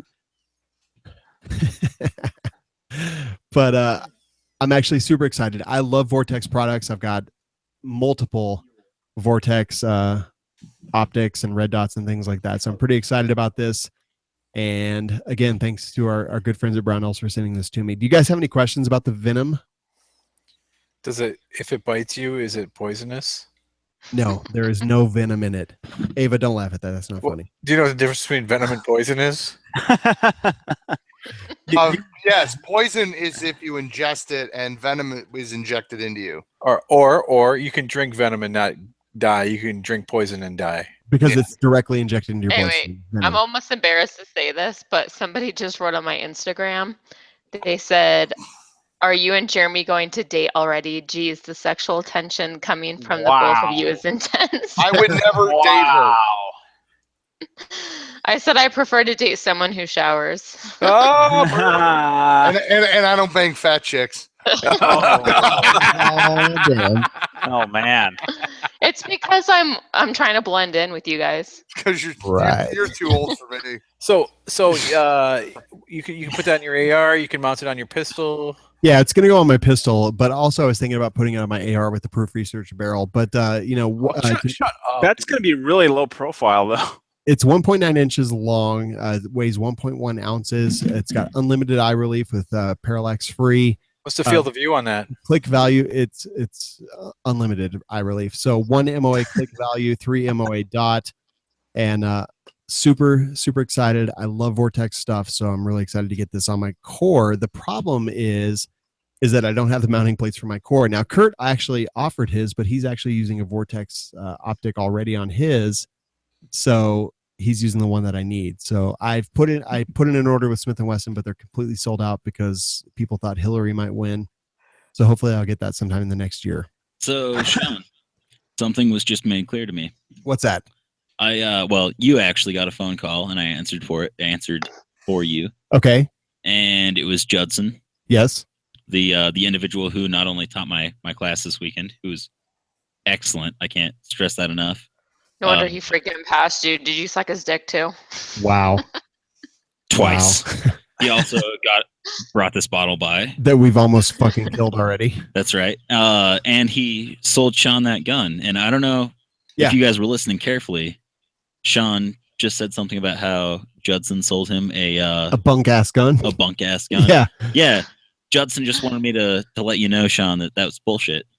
No, it's not bullshit. It didn't come with the mounting plates that come with the core. That can be fine. Hey guys. Oh, okay, cool. Does it shoot okay? No. Have you shot it? No, I can't shoot it with a red dot. So have you fired it? Have you put ammunition in the magazine? Yeah, I have. But it was all fucked up because I don't have a red dot. So guys, it was all fucked up. I just want to point out if anyone else wants to call in, the phone number is 719-291. No. 719. No. 359-9560. Yeah, that's actually the number. Yeah, nice job. Oh, Jesus. Yeah, so that just happened to like 50,000 people. So, all right. Anyway. 50,000. Thank you, Brownells. Dozens of people listening. Literally dozens of people. Savage, what is your product tonight? Oh, my God. I was so unprepared for this. No, so... So, like every other fucking week ever. Right? So again, amazingly enough, I was on Reddit and I saw somebody had a post up, and I've seen this before, but I never really seen it when it's on a pistol formatted AR, and it really started speaking to me. So this is what did it say? It said buy me, but then it said I'm expensive. This is the Law Tactical Gen 3M folding stock adapter. So is that like $250 or what? Right around there. It's actually $239 on Brownells, which is more than I paid for the pistol that I just bought today. That doesn't fucking surprise me. Right? Yeah, because Savage is trying to open a museum called Ripley's Believe It's Not Shit. Shut up, asshole. So, now, honestly, this thing... a walk through Savage's gun room would be, I can believe it's shit. Right. This thing is really cool in the fact that it can take a standard AR, either pistol or rifle. You put your normal buffer tube extension on there, and it will allow you to fold your rifle. Now, you can't fire your rifle while it's attached. Savage, let me stop you right there because that is false. I've done it multiple times. You have? Yep, it fucks the shit up, but it works. Well, yeah. So if you get one shot out, and then you're good. You're going to kill your gun and only be able to get basically one shot out. But technically you could, but you wouldn't want to. but the whole point of this thing is that it helps make a somewhat large format rifle or even a smaller rifle way more compact by allowing that stock to fold. And while I don't really see too much of a point on it, I mean, I guess a little bit for a rifle. I love the way it looks on a pistol. I have the link in here, and it makes it so the pistol is so short. If you have like an 8-inch barrel, that thing could fit inside your backpack without any kind of problem whatsoever. Why not just get a piston-driven AR? No, dude, the Law Tactical folding stock is fucking awesome. It is. Well, I'm just saying, if you want something short like that, and you want a folding stock, get a piston AR. No. There's something called an AK. There you go. An AK would be a viable option, except it's not as modular and easy to put together like an AR is. Well, if you have a Manticore Arms front rail on there, it is. Hey, no one has texted me, really. even though I've gave out my number twice in this stupid episode. Just wait for it. Yeah, but I think, I mean, obviously the big detractor from this is the crazy ass price. I mean, anybody can get, an AK folding stock adapter to, an AR buffer. I mean, you're talking about 60 something bucks. So, and I know this is unique in the fact that there's nothing else out there that does this, but I still think it's a bit overpriced for what it is. But that's just my opinion. Yeah. I mean, it is expensive, which is why I don't have any, even though I've shot them completely folded, and it does wreck it just a little bit. Like, it's not advisable, but oh, Jesus Christ! Now my texts are blowing up. Well, I mean, you don't buy it. You don't buy it with the point of shooting it with the stock folded. That's the whole thing. You buy it so that you have a way to store your rifle more efficiently. Or you could get a piston-driven AR, and then there you go. This is just awful. But yeah, I agree with you, Savage. I think the Law Tactical folding stock is a pretty awesome option, especially from Brownells, our friends. Yes, and that's why I selected it, because Brownells sells them. Now, Aaron, show him like a villain. Aaron, you've been some S up lately, right? I'm sorry, say again? You roboted out on me. No, I didn't. You've been effing some S up. Oh, yes, I have. Dude, let me tell you.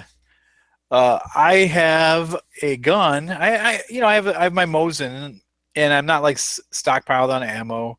So I'm like, you know what I'm gonna do? I'm gonna spend $100 on eBay and get myself a laser bore sight, because that'll definitely save me money in the long run, because I can use it on multiple guns.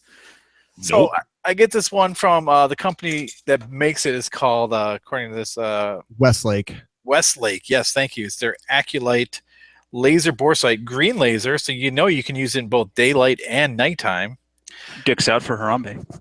So let me first go on and tell you about this laser. It's amazing. It's green. It goes great. It's you can see it for miles. I've flagged down a couple helicopters that needed to be sighted in. So it comes with and the kit itself comes with a ton of stuff. It's got 4 different sizes for bores. It says it can do from 22 up to 50 caliber pistol. So I'm like, oh, yeah, cool, whatever. So I get out the one that would fit into the Mosin, and I slide it in there, and I turn it on, and I'm looking through it. I'm like, okay, well, I guess I can. My optics pretty well sighted in, it looks like. So I go to pull this thing out, and the way it works is it's got a rubber stopper on the end, and it has a little screw that goes through there, and you tighten it down, and it holds it in place so it doesn't move around. It's what is that? It's not concave, but what's this term when it goes from small to large like that? Convex. Thank you. So that what you just said. So it fits in there snugly, and I pull it out, and it leaves the rubber stopper inside my rifle. So I'm like, oh, now I'm screwed. I can't get it out. So I grab my. Of course you can't. Right. So I grab the tool, my cleaning rod, and I push it through, and then the cleaning rod. Wait. Before you tried the cleaning rod, what was it? What's that? Before we were like, hey, Aaron, try a cleaning rod. What did you try? I didn't try anything, actually. Are you sure? I said I was pushing rocks in there, but pushed rocks down the barrel. That's I just want to clarify. I said that just because we were throwing out so many stupid ideas, like, well, why don't you just shoot it out? I'm like, well, why don't I just shove rocks down there and push it through? I don't think anybody seriously wanted you to shoot it out. I'm pretty sure everybody said, hey, Aaron, grab a cleaning rod. No, that came later. And I was like, oh yeah, I'm just shoving rocks down there because that usually works. That's like a never good idea. So anyhow, I grab the cleaning rod and I push it through, and then I look at the other side, and the cleaning rod's there, but there's no rubber stopper. It just pushed right through it. So then I grab another tool and stick it on the end. It's like the cloth cleaning tool, and I push it through, and that shows up, but still no rubber stopper. So then once it's all the way through, I put on the wire bristle brush and pull it out, and I'm able to get the rubber stopper out, and it looks like I don't even have it anymore. It looks like a big piece of just rubber got melted inside there, and it tore the thing up. So now it's basically worthless for that size. So it was a terrible investment. I'm very disappointed in it. All right, so I don't know who makes my laser bore setter, but it works pretty great, and I've never gotten the stopper plugged up in my barrel. Yeah, it was pretty ridiculous, and I was really upset about it. Why? What do you? How? How what? Just let him vent. Okay, vent. You know, there's actually a series of photos that made it around the internet a few years back, where a guy had a Marlin lever action rifle, and he'd put a bore sighter in it and had pulled the bore sighter out and had left an O-ring behind, kind of like the situation you had, Aaron. But unlike you, he did not notice it. So when he fired the rifle, it actually exploded. So there's a series of photos around the internet of just this splintered, shredded rifle.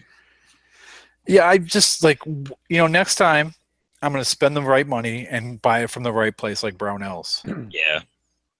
Yeah, I think that's a good idea. And, I mean, as much shit as we give you, Aaron, we love you, and we're glad that you're here. Thanks, Nick. Hey, Speak Kurt. for yourself. Hey, Kurt, you ever have anything like that happen to you? Hey, can you guys hear me? Someone said that my mic wasn't working, so Yeah, we can hear you. Yeah, we can hear you. Okay, I went back out. And came back they in. told me that too, and I looked and I was like, he's not on mute. He's And, good. I just want to throw this out there really quick. Shawn giving his number out on the air is the best thing to happen. Pretty ever. great. Pretty great. I can't wait for the edited version of this to come out. I hope they don't cut your number out. Well, no, editor, please do not cut my number out. We're gonna get like 2 million texts I've to his gotten about 50 so far, so it's great. Sean, people can use your number to sign you up for a lot of things. Yeah. So hopefully it's just like a kit in a day or something like that. Another good number is 917-557. Oh, don't do that. That's mean. I accept the ridiculousness that comes along with this, but she does not. I was like, I'm not even going to say that it's mine. Just whatever. Let's see what shows She up. would get so many dick pics. She's already got so many. But anyway. All of the dick pics. All of them. All yeah, right. guys, if you're listening, please don't send me any more dick pics. It's not a pretty sight that I want to see. Oh, okay. What about that picture you posted the other day? Yeah, I think. Yeah, Ava, that one made me throw up. No, hold on. I don't even want to talk about that, but after the show, I want to talk about that a lot because Nick said that it was something that I don't think it was, and I maybe we'll post that on the Patreon. You guys said that my girlfriend had a dick, so I was simply showing you her dick. That was all right. We are moving on now. Kurt, do you have anything that you'd like to talk about in Gear Chat? Something cool that you've gotten lately, or something that you really want? Well, I did get this Vortex Viper recently for my core. But it's not the Venom. Mine came with a plate. Yeah, your core did come with the plate. That's it. I will say the Viper is the one to get if you do want to co-witness with the sights. Well, at least if you have suppressor sights. So it pairs very well with the M&P M&P Pro Core Series. There's too many words in that name. But, right. It's the M&P Pro C.O.R.E. Yeah. 5-inch barrel. So you got the what, Viper? Yes, the Viper. All right. Well, I guess I'll get the Viper next. I like the Viper, and I also got while we're talking Vortex, I got a what's it called? Spark AR. I think that thing's pretty awesome. Those are nice. Do you like the Vortex stuff? I do. I'm a big fan of the Vortex stuff. Yeah, me too. I'm pretty happy. Aaron, you got a Strike Fire. It shipped out today. So you'll get it. That's what I heard.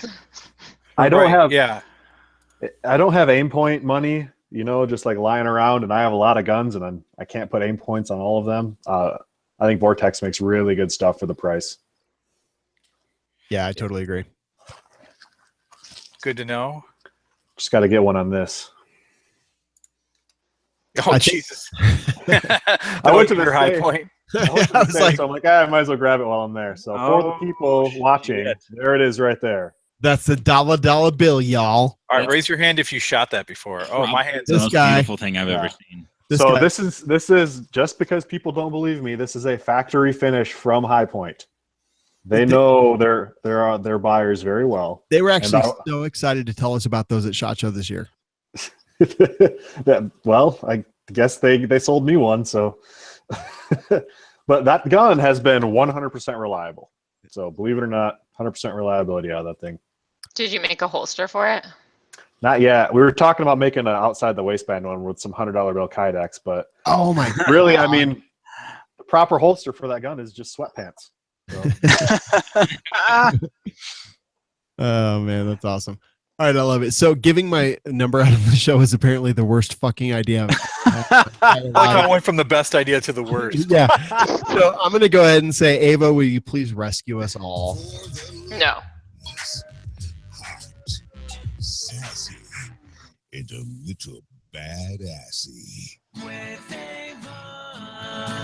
Shouldn't it be fat assy at this point? Yeah. I was gonna say, is that my cue because I can't really hear it that well? It's your cue. Yes. Go ahead. We're bored. All right, so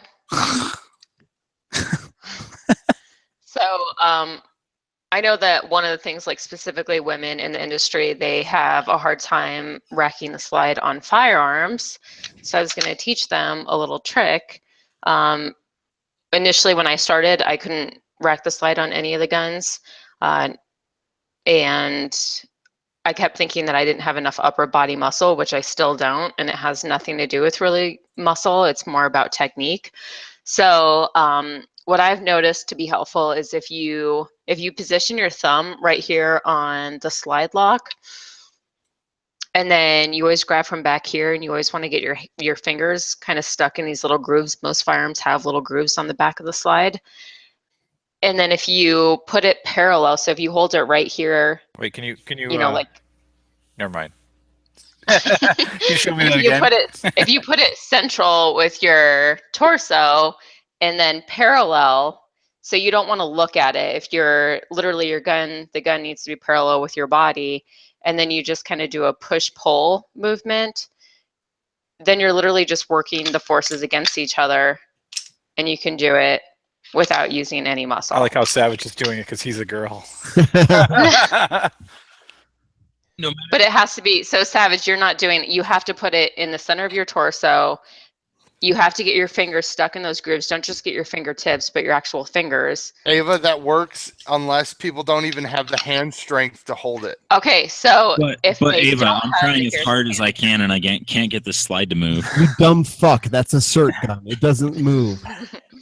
So if they don't have the hand strength, one of the things that they have to, a lot of people don't they don't realize, how much they have to pull back. So in order to feel, kind of how much they have to do without having to manipulate the slide lock, if they put an empty magazine in the gun and then do that push pull, then they don't have to worry about pushing that slide lock up. So once they kind of get that technique down, they could always take the empty magazine out and then pull it back, and it'll go forward. And that's what I do sometimes with firearms that, for whatever reason, the M&P Shield is probably the most stiffest gun that I have to deal with when it's brand new. Do you like a nice stiff gun? I don't. No. This gun right here, the M&P Shield. It is. So it is the stiffest gun when you first get it. And that's the only thing that I hate about it.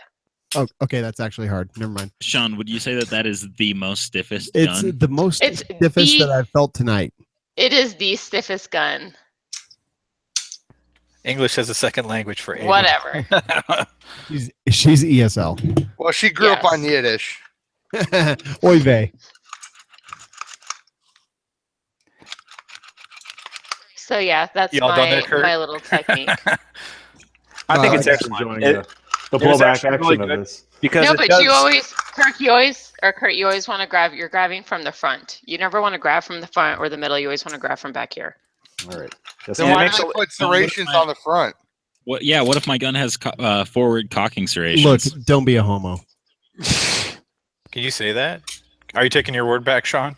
He is. He is, because earlier he was like, "Oh my god, I'm such a homo," and I was like, "Shawn, I'm not sure if I feel comfortable Hey living guys, here or not." I meant Homo sapien. Why are you guys taking this to a bad place? Nick, What? And guys, don't say that word on the show because we'll get another letter. Hey, Nick texted me earlier. He's like, I feel like you at SHOT Show. That's pretty much it. Yeah. I mean, I haven't lost my shirt yet, so I'm still doing pretty well. I still have my shirt on, so that's a good sign. Great. If you guys should just keep your shirts on and your mouths closed, that'd be great. Ava, Yeah. no one asked you. Before we started the show, I took my watch off so that I wouldn't lose it during the show. I'll Like tell you Shawn. what, at SHOT Show, I did lose my shirt for an entire day before I actually found it. But No, I don't think you actually ever found it. no, did you? they told me that they had it. Oh, did they bring it to you? No, AB Arms. I just told them to fucking burn it. What about your Fitbit? I have no idea where I lost my Fitbit. Probably at Denny's. I don't want to talk about it. I got video. Can we just move on? This show feels like it's like the longest show ever. Is that my And that's fault? Did I why- talk about belts too long? That's why I had to excuse myself and take a few shots. And that's why I just said most stiffest, okay? Because I was bored. what are we doing? AA Ron's Odd News of the Week. I think we're fucking derailing. Guess we're going different order this week. We are. Get We used are. to it. Yeah, get used to it, you fucking idiot. So hey, Fine. Maybe I will. so in about 5 hours from now, I'll be in a tree stand shooting deer. You'll be in a tree stand fucking missing deer from like 18 inches. Pretty much. He's gonna stick the broadhead up to the deer pole and still miss. No, he's shooting at rifled slugs in a shotgun.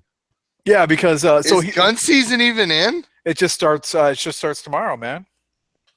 So I'm gonna go out hunting, and hopefully I have 3 permits, 2 for bucks and 1 for a doe. I'm gonna bring something home, even if it's on the hood of the car, with the hood of the car. Nice. Harry and the Hendersons started off like that. Yes, it was a good movie. Poor fit. So in honor of hunting season, but hey, before we even get there, man, we're brought to you by Brownells, man. And guess what you can get at Brownells now? What? Dude, Guns? yeah. Shut up, Ava. Kind of like, hey, here's my thunder. Oh, it's gone. Right. It's Guns. Dude, you can get guns at Brownells. All sorts of guns. Every gun you can think of, within reason, of course, at Brownells. I mean, they just started selling guns there last week, which is amazing, which is awesome. Now you can get all the parts you need and the guns you want all in one stop. seriously, like I think this is so huge for Brownells. It's the obvious next step. Yeah, evolution of Brownells. We saw it. We're part of it. It's awesome, and you guys should check them out. It is so awesome to be a part of this because this is a huge transition for them, and that's going to make a lot of difference. They've gone from your dad's gunsmith shop to like the place to buy guns. Yeah, and Jeremy, how does that make you feel? This is a big transition, like Bruce Jenner. It is. It's like Yeah. it's like Jeremy just became a woman. it's like life changing. Yes, It's like Jeremy just admitted that he's always wanted to be a woman. it's like you could get your plate, your gun, and your optic all in one stop. Except Right. Unless you're Shawn. Hey guys, can I just say, don't ever give your fucking number out on the show. I can only imagine what this is going to be like in a week because it's the worst day of my life right now. It's been pretty fun to watch you transition from I gave my number out and no one sent anything. Like, to, whoa, hey, this is really fun. To this is the worst idea ever. This is awful. All right, hey man, odd news of the week. Go ahead. So this guy was out hunting, right? He's a hunter. I'm a hunter. That's cool. We're both hunters. And he was out there and he shot an elk. Well, I'll be shooting a deer. Several of them, hopefully. I'm just gonna pile them up in one big pile. How many tags do you have? Three. Wow. But I can always buy more was after just- the fact. I was gonna That's say, optimistic. I think I'm allowed to shoot like 6 in my county. Can you really? Yeah. That's Guys, actually I think Nick's girlfriend is texting me as well. She said, send me a dick pic. So he wants to know what one's like that doesn't smell like poop. I'm pretty sure that was actually my boyfriend. Okay. Anyway, sorry, Aaron. He also wants to know what one smells like that's not smells like poop. So this guy, he shoots this elk and he's towing it back behind his 4-wheeler, and he's going up a hill, and his 4-wheeler rolls backwards, and he is impaled by his dead elk. Oh, yeah. He nearly dies, man. That dead elk that he hunted the most. The deadliest game. Yeah, thank you, Yes. man. Yeah, it just cracks me up to read stories like that. Like, how does that even happen? And that's about the extent of my story. Thank That God. sounds like one of my stories. That's All Long the best and stories rambling, end with that was Everybody it. tuned out, and then it just sort of ends out of nowhere. yeah. Well, I mean, it's hard to talk when I'm watching Shawn and Nick jerk each other off. I'm getting like 47 texts a minute. That's why I decided to go online shopping so that I don't have to look at the Google Hangouts right now. I'd recommend blueofagear.com. Oh, What- I'm actually. All right, I'm now who looking the at fuck is yoga texting pants. me? Wait, who's texting Jeremy? What's your number? No, I'm not telling you my fucking number. But who's 719-499-1625? Oh I think that's my That sister. would be Nick. Did you just give out a fucking number on the air? I don't give a shit. Don't text me when I don't know who you are. I think that's my sister, Jeremy. Is it? I think so. It is not. I was really tempted I was to gonna put Jeremy's respond. number for a second there. What number was it, Jeremy? No, don't tell us. I was really tempted to give out Jeremy's number there for a second, and then I realized he also had my number. Yes. All right. It's time for Savage to talk. It is time for Going Ballistic. From sea to shining sea, Americans get their news from one source, who gets his source from other sources. This is Going Ballistic with Savage 1R, brought to you by JC Arms and Ammunition. Now that is some good ammo. Hey, Nick, what ammunition did you shoot for your qualification for your instructor course? I'm trying to remember here. I don't think it was Blazer. Nope. I don't think it was Tula. Nope. It wasn't Winchester White Box. Nope. Was it JC Arms and Ammo? It was JC Arms and Ammo. That's right. Yeah. And you know what? In It was fact- awesome. In fact, almost everyone in that class shot JC Arms and Ammo. But here's the thing.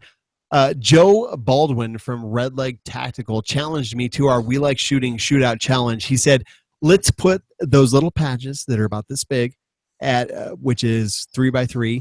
Let's put those at about 40 feet and let's shoot 20 rounds and see who wins. So I said, okay, Joe, I'm with you, bro. So we went and we stapled him down. We came back. He shot his Glock 34. I shot my Smith & Wesson M&P Pro. And Nick, did I tell you the results of this yet? No, you didn't. Okay, so I'm shocked, actually. he shot some bullshit ammo. I shot some JC Arms and Ammo. I hit 14 out of 20 on a 3-inch target at 40 feet. He hit 2 out of 20. He had a long slide too. Fuck you, Joe. Yeah, what do you guys think? Great story. Yeah, no, I wrecked his shit. He'll be putting out the video on Red Leg Tactical on the Facebook page pretty soon. But yeah, I destroyed him. It was actually pretty sad. I felt bad for him. You know what's funny right now? What? What? The way Shawn's wearing that belt, it makes him look like he's wearing suspenders, and it like fits him perfectly. He is wearing suspenders. Hey, Ava, shut up. Aaron? He looks like an off-duty fireman. It looks like I also want to take that back. it looks like the suspenders are like in the front because there's nothing holding his pants up in the center. Anyway. And when I said "fuck you, Joe," I actually meant Joe. You're a really great guy. You're really awesome, and you should continue to be supportive of We Like Shooting. Absolutely. So we Are we talking about that trailer guy? yes, Joe Baldwin. Oh yeah, okay. Yeah, his kids are like Lord of the Flies. Whose number is? I know. Whose number is 406 249 05 We muted Aaron. All right, so Oh my! You know what's funny actually is I'm afraid to speak up at this point. Aaron keeps texting me. I'm pretty sure this is Aaron. This is his number, right? 248-495-4330. Jesus. Yes. Okay, I was just checking. He keeps messaging me, and I just wanted to make sure that it was Aaron. Everybody's getting new phones after this. At 917-557-1750. Blah, blah, blah. So when this show comes out, it's just going to be a bunch of beeps. She's going to be Actually, hey, Evelyn, please fucking edit out all the numbers because I can't take it. But JC Arms and Ammunition, I beat Joe's ass from Red Lake Tactical with JC Arms and Ammo. Nick passed his instructor course, and we challenge you to do the Coke versus Pepsi challenge. Go to jcarmsandammo.com, use code WLS5OFF, and get a discount. So once you get the ammo, take your normal ammo and JC Arms and Ammo, shoot 2 5-shot groups with each, post it to our Facebook page, and you get a free t-shirt just for doing it. Kurt, have you done this yet? I have not. No. Are you going to? Yes, absolutely. Are you going to shoot it with the dollar bill high point? I actually used that in a for fun competition a little while ago, and I actually did not come in last. I beat a few people out. We did pistol. We played pig with a pistol, and I actually made it all the way to the last round. That is. I mean, nice. We've got a pig right here. Hey, Eva, thanks for that. I'm already getting texts. Yeah, that's great. Are you getting dick pics? No, I'm just responding new phone. Who dis? All right, so check them out. JC Arms and Ammo, code WLS5OFF gets you a discount, and you get a free t-shirt just for posting the challenge. Savage, I know you've got a lot of shit to talk about. Tell us, my brother. This was a big week. Why is that, Savage? Well, I mean, let me just preface this by saying that I haven't hidden my feelings that I'm not the biggest fan of Trump. However, we know you voted for Hillary. You know how I knew that? However, he did represent. Ava, how did you know that? No, sorry, it's not important. He doesn't want to know. Savage, I want to know. Savage actually wrote in Barack Hussein Obama like 14 times. Hey, guys. Savage actually voted 14 times. Someone sent me a text of a picture that says what it's Cards Against Humanity. It says what gets better with age. Was that Crazy Hank? Daddy's belt. Anyway, Savage. Shit. But him being elected was one of the greatest things we could have possibly hoped for as far as the Second Amendment is concerned, compared to what would have happened with Hillary. So as far as that is, I would have to say that everyone who went out and did your civic duty, that congratulations are in order. So the Second Amendment, as it stands now, is no longer in danger, as it was and would have been under Hillary presidency. Are you sure? Oh yeah. We did lose ground stateside with Nevada and Washington and a few others. They were losing ballot initiatives regarding universal background checks in Nevada, emergency protection orders in Washington State, and ammo background checks in California. There was one state, however, that stood the ground. Colorado. They held the line. They did what no other state has been able to do against the massive onslaught of outside state funding that we have seen so far. So that state was the state of Maine, and they deserve a huge amount of congratulations. Dedicated work of the gun owners of Maine were able to stop Question 3, which is otherwise known as Bloomberg's sponsored universal background checks. And you guys were our line in the stand. You said this is how far we go. Line in the stand? Line in the sand. Sand. Excuse me. My pronunciation is horrible. That was a line, guys. High five. You put the emphasis on the wrong syllable. Exactly. But you guys were our line in the sand. You said we've come this far, no further, and now it is definitely our turn to push back. Our path forward is clear. We know what we want. We've been talking about it forever. The plan and the goals are there. The the way we get to those goals is not so easy. While we do have the presidency, the president who will sign pro-gun bills, we have the Supreme Court justices who he will nominate who will be pro-gun. We have Are you sure? Fairly sure. His list of nominees are very pro-gun. Okay. The problem we have is that we do not have a supermajority that is pro-gun in the House and Senate. We have a very, very narrow margin.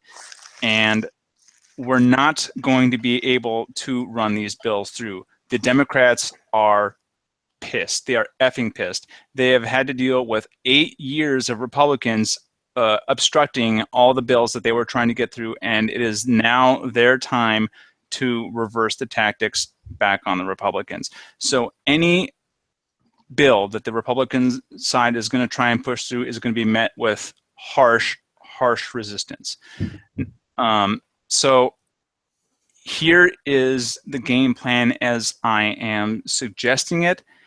I'm doing it, putting it up this way, setting up, because unless we make it so impossible for them to say no, then that's all they're going to say is no.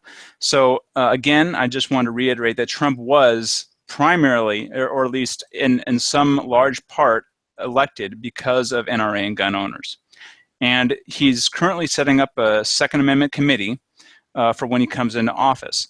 He does owe us the presidency. He owns gun owners. You guys out there that went out and voted for him, he owes us the presidency. So he's going to have to deliver on what he owes. So the problem, like I said, with the left is that they hate him. Like there's protests going on already. He's not even the president.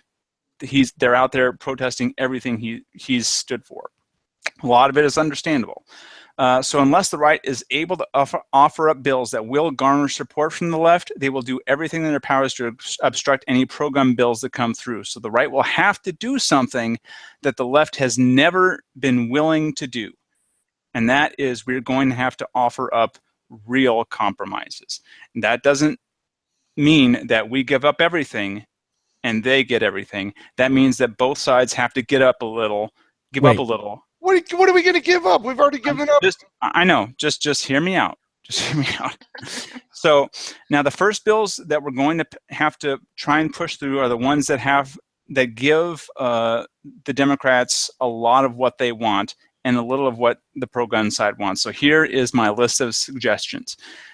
And I'm sure this is not going to come to surprise to anybody, but again, this is relating to how we reform our criminal justice system. And the way we start with that is first by descheduling marijuana from the federal list of prohibited drugs, and starting with commuting the sentences of a good number of non-violent marijuana offenders.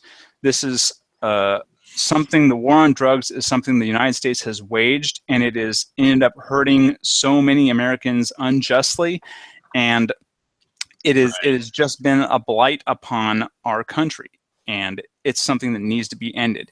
Now, that's not entirely something for the Democrats, because if anybody wants to buy a gun, that Question 11E from the 4473 says that if you're a user of marijuana, you're five marijuanas. 5 marijuanas. You're not.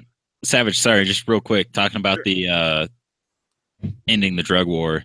Yes. Is that because you're a resident of Washington? Yeah. It is not. This is countrywide. We've seen a huge turnaround in the states.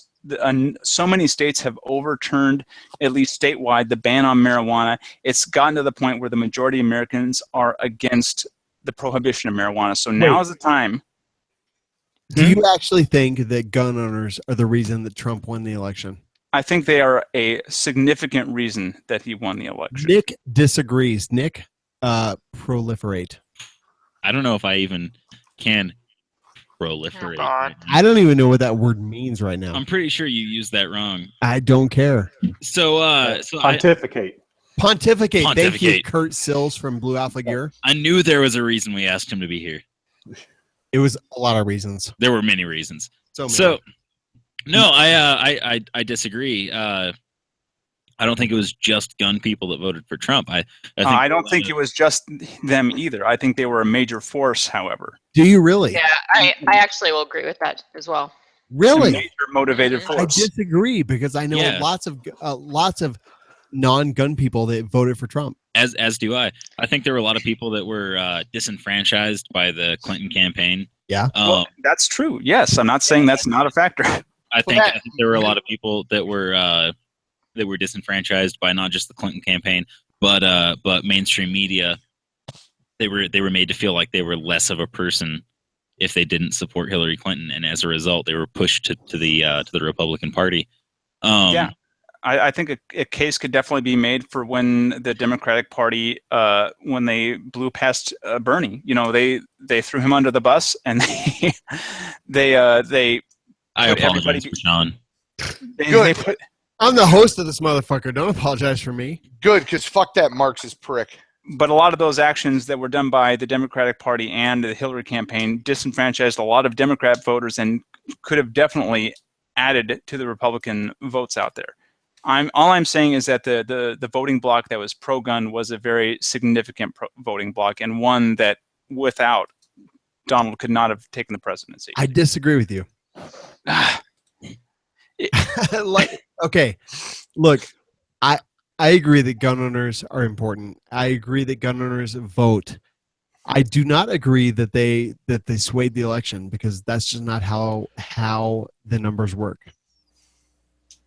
So, if I can interject here, Please do. You know my voting history.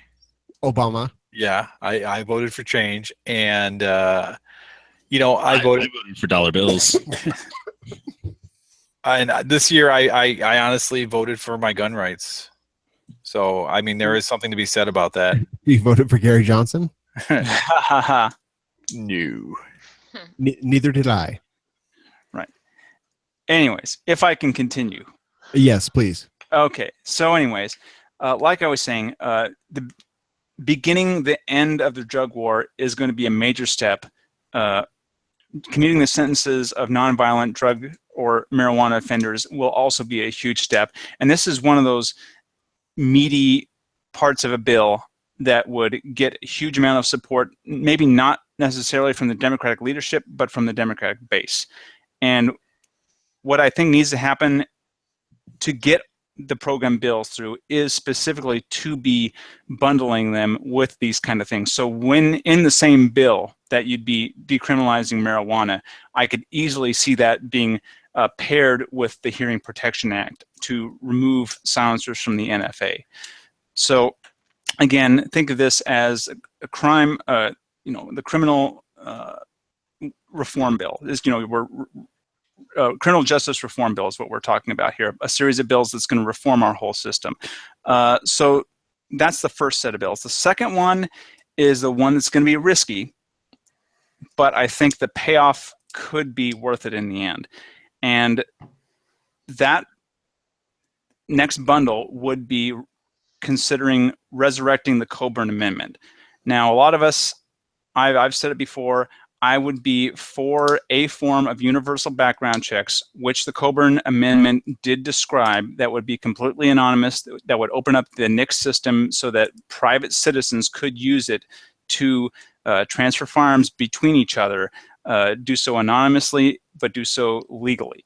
So I would want to resurrect the Coburn Amendment, and with that, because we'd be giving out the universal background checks as it is understood by a large number of people and is maybe somewhat ignorantly supported by a large body of the American public, it would at least be on gun owners' terms instead of on the Democrats' terms. Now, in giving that, we could bundle in removing short-barreled shotguns, short-barreled rifles, and AOWs from the NFA, and even possibly repeal the Hughes Amendment and allow the tax for machine guns, would go down, but they'd still remain a part of the NFA. So this would basically undo the Hughes Amendment, which put a hard manufacturing lock on pre-1986 machine guns, so post-1986 machine guns could be bought and sold. They would still be regulated under the NFA, so they'd still be registered, but I think people would be more accepting of that as long as we could remove short-barreled shotguns, SBRs, and AOWs from the NFA. And then also a part of that would be, obviously, national concealed carry reciprocity. And I think that we could easily tie that kind of CCW to the NICS system so that anybody with a national concealed carry card could use it as proof of eligibility when performing a NICS check, as well as being used for any FFL transfer or a Form 1, 2, or 4 check instead of filling out the 4473. All right, we will talk about that more as Ava gets to her item. What else do you have? Okay. The next thing, which is the last one, is, again, another part of reforming the criminal justice system. And I think this is something that has not received enough attention that it should, and that is a working model that is proven to be effective. So there's this model called cureviolence.org, and I believe that this is a model that could be taken nationwide to do an extremely good job of reducing violence in this country. So this is an effective violence intervention program that targets specific individuals and uses cognitive behavioral therapy to stop violence before it even starts. It has a success. Huh? Wait, is this Minority Report? No. This isn't. This is people that have already been in the system that are known, repeat violent offenders that the cops know about. They have to be registered and everything. So they're individuals that are easy to find and interdict with and try and settle, conflicts between them. Does it take 3 psychic people that live in some sort of like bathtub? No, it doesn't. I actually have the link in the notes. You can go and look at the actual scientific papers that have been done on this project. This thing is amazing. It has a success rate of reducing homicides of up to 56%. Is Tom Cruise involved? No, he's not. And they've reduced gun homicides by something in the realm of 44%. So it's got massive effect, as opposed to a lot of other anti-gun bills, which have either like a minute percentage or absolutely 0% effectiveness at all. So this is a chance to actually combat violence at its source instead of attacking the symptoms of the problem. And as part of this, I'd like to see the end of all the crazy ass stupid import bans that we've had to do as far as 922R, historical firearms, specific bans on countries like Russia from importing their different brands of AKs, ammo specific bans, and the repeal on armor piercing ammo laws. I think if we are able to package pro-gun bills with these kinds of appeals to the other side, we have a real chance of getting all of what we want through in a timely fashion, because we only realistically have 2 years, because in 2018 there's going to be another election, and that could flip the tables for us. So we have a very limited amount of time, and if we don't take advantage of the time we have, they're going to stretch it out. They're going to make it as hard as possible to put these bills through, and we might not get any through by the time that election comes around. Do you think that it'll be easy to win a second term? I mean, it depends on how good of a job he does. For Trump? How about based on do you think today? that's kind of early to ask? Based on today, no. I mean, he's done he's said a number of things in the last week that have been somewhat reversal of his harder line positions, which is good. Trump is a wild card, and being a wild card, that gives him the leeway, if he really wants to get things done, to do those things that other presidents were too afraid to do. Hillary was not going to legalize marijuana at all. Wait. So I can't do 5 marijuanas under Hillary? You couldn't do any marijuanas under Hillary. I'm in Colorado. I know. I mean, statewide you can do it, but federally it would still be illegal. Obama. Nick just moved to Colorado. Are you telling me he can't do 5 marijuanas? That's what I'm saying. Okay, good Lord, Shawn is fucking. Oh, no. Remember when we asked Nick if he wanted to do marijuanas with us, and he got all serious? Yeah, but that was just a test. It was just a test, and he passed. Shawn, on a level from 1 to 10, how drunk are you? 11. 11. Yeah. But the So point stands. they claim it was a test, but then they hit it. 420 blaze it. No, But I did not. I can still pass 4473 legally. Here's my question. I was fine till Judson gave us his whiskey. Yeah, it's all Judson's fault. So is it almost time for me to talk? So Almost. I mean, Trump may or may not be elected for a second term. I mean, honestly, I think it's way too early to say. Yeah, But like what kind of question is that? what it's not too early to say is, do you guys think he'll win his election for the third term or not? do you guys like Angostura bitters? Is my question. No, Shawn, I'm trying to ask a relevant question. Okay, sorry. Shawn, just No. shut up and drink some I coffee. think, I think What do you guys think about the third term? no, I mean, as far as a Trump's second term, he hadn't even fucking put in the first time yet. Yeah, he's gonna not get But I honestly think it's going to depend on how good the economy does in the 4 years that lead up to it. Because if he does a really good job in everything that everybody's poo-pooing on him about now, but he just blows it out of the water and the social programs that the left wants, but the fiscal responsibility that the right wants, and the gun rights that the right wants, and some more bullshit that And if he does a really good fucking job, what are they gonna fucking what are they? No one. He's the pilot. I want him to succeed because I want to get on the ground. What the fuck are you two doing? We're looking at hot pictures on Shawn's cell phone. Dude, okay. So the best thing that's ever happened to this show is Shawn gave out his cell phone number. No, number I've 11 gotten on the show. I've gotten like 150 text messages. And I know who all of them are from. And I just want to say, please. I've only got like 50 from your girlfriend. Yeah, please continue. Please. No. Please. Anyway. I'm just going to say Shawn asked for nudes. I've lost control. And he's getting them. I've lost getting control. them. They're not good. They're amazing. Kurt, what do you think about all this? I mean, I don't know. Trump is he's got some people pretty pissed off. I think if he is middle of the road, I think people will be actually pretty surprised that, like a lot of people are expecting nuclear war. And if that doesn't happen, I think some people actually might be shocked and not so mad about it as they are right now. I think that he's already gone above and beyond, what people expected. He's appointed, or at least talked about appointing different people that are from different lifestyles than gun owners. Have you seen that? No, I have not. God damn, you are fucked up, dude. Jeremy, you're the host of the show now. Please. Shawn's just going to be on his phone looking at all those sexy This is why I'm not allowed to drink on the show anymore. I don't think I'm allowed anymore. There go all our sponsors. No, look, it's been a hard fucking week for me. So please excuse my ridiculousness.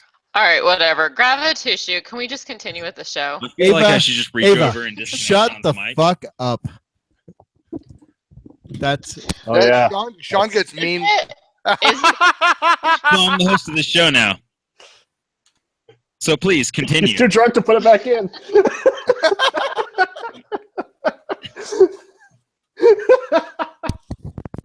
I'm back, bitches. No, look. I've had a tough week, so Savage 1R, continue on. All right, tell us why your week's so tough, Shawn. You lay it out for us. Look, I've had a hard personal week, and hold on, my mic's dropping down. It's Nick. Can you have your balls dropped yet? Ava, shut the fuck up. No one's talking to you right now. Look, sorry. Do you wish that I was a little bit more no, I wish you were a little emotionally there for you guys, like more sensitive, since I'm the female on the show and I should be sensitive, but I'm not. Because I don't really care right now. Can we just continue? Look. Yes, please continue. This isn't like the Maurice show or whatever the hell they. I'm gonna tell you this right now. So Nick has unplugged my shit twice. Look, I've had a hard week. It's been. Why is this so hard, Shawn? So let's continue. Let's continue the discussion, please. No, that was the end of my rant. It's up to Ava now. It's all you. Oh, Ava, thank please. God. All right. Yeah, Ava, if you Let's could talk just about shut- the Second Amendment plan. Look, Can you just shut Sean's mic off because Ava, look, I need the. Aaron, Nick. And if you could shine the light over here now, that'd be great. Yeah. Hey, Shawn, why don't you go put a blues song on the jukebox and just take a time out? I think Shawn had cold medicine with his whiskey again. Yep. Okay. Bye. So right now I'm going to talk about Trump's proposed Second Amendment policies. So basically, he came up with 3 things which includes enforce the laws on the books, fix broken mental health system, and defend the rights of law-abiding gun owners.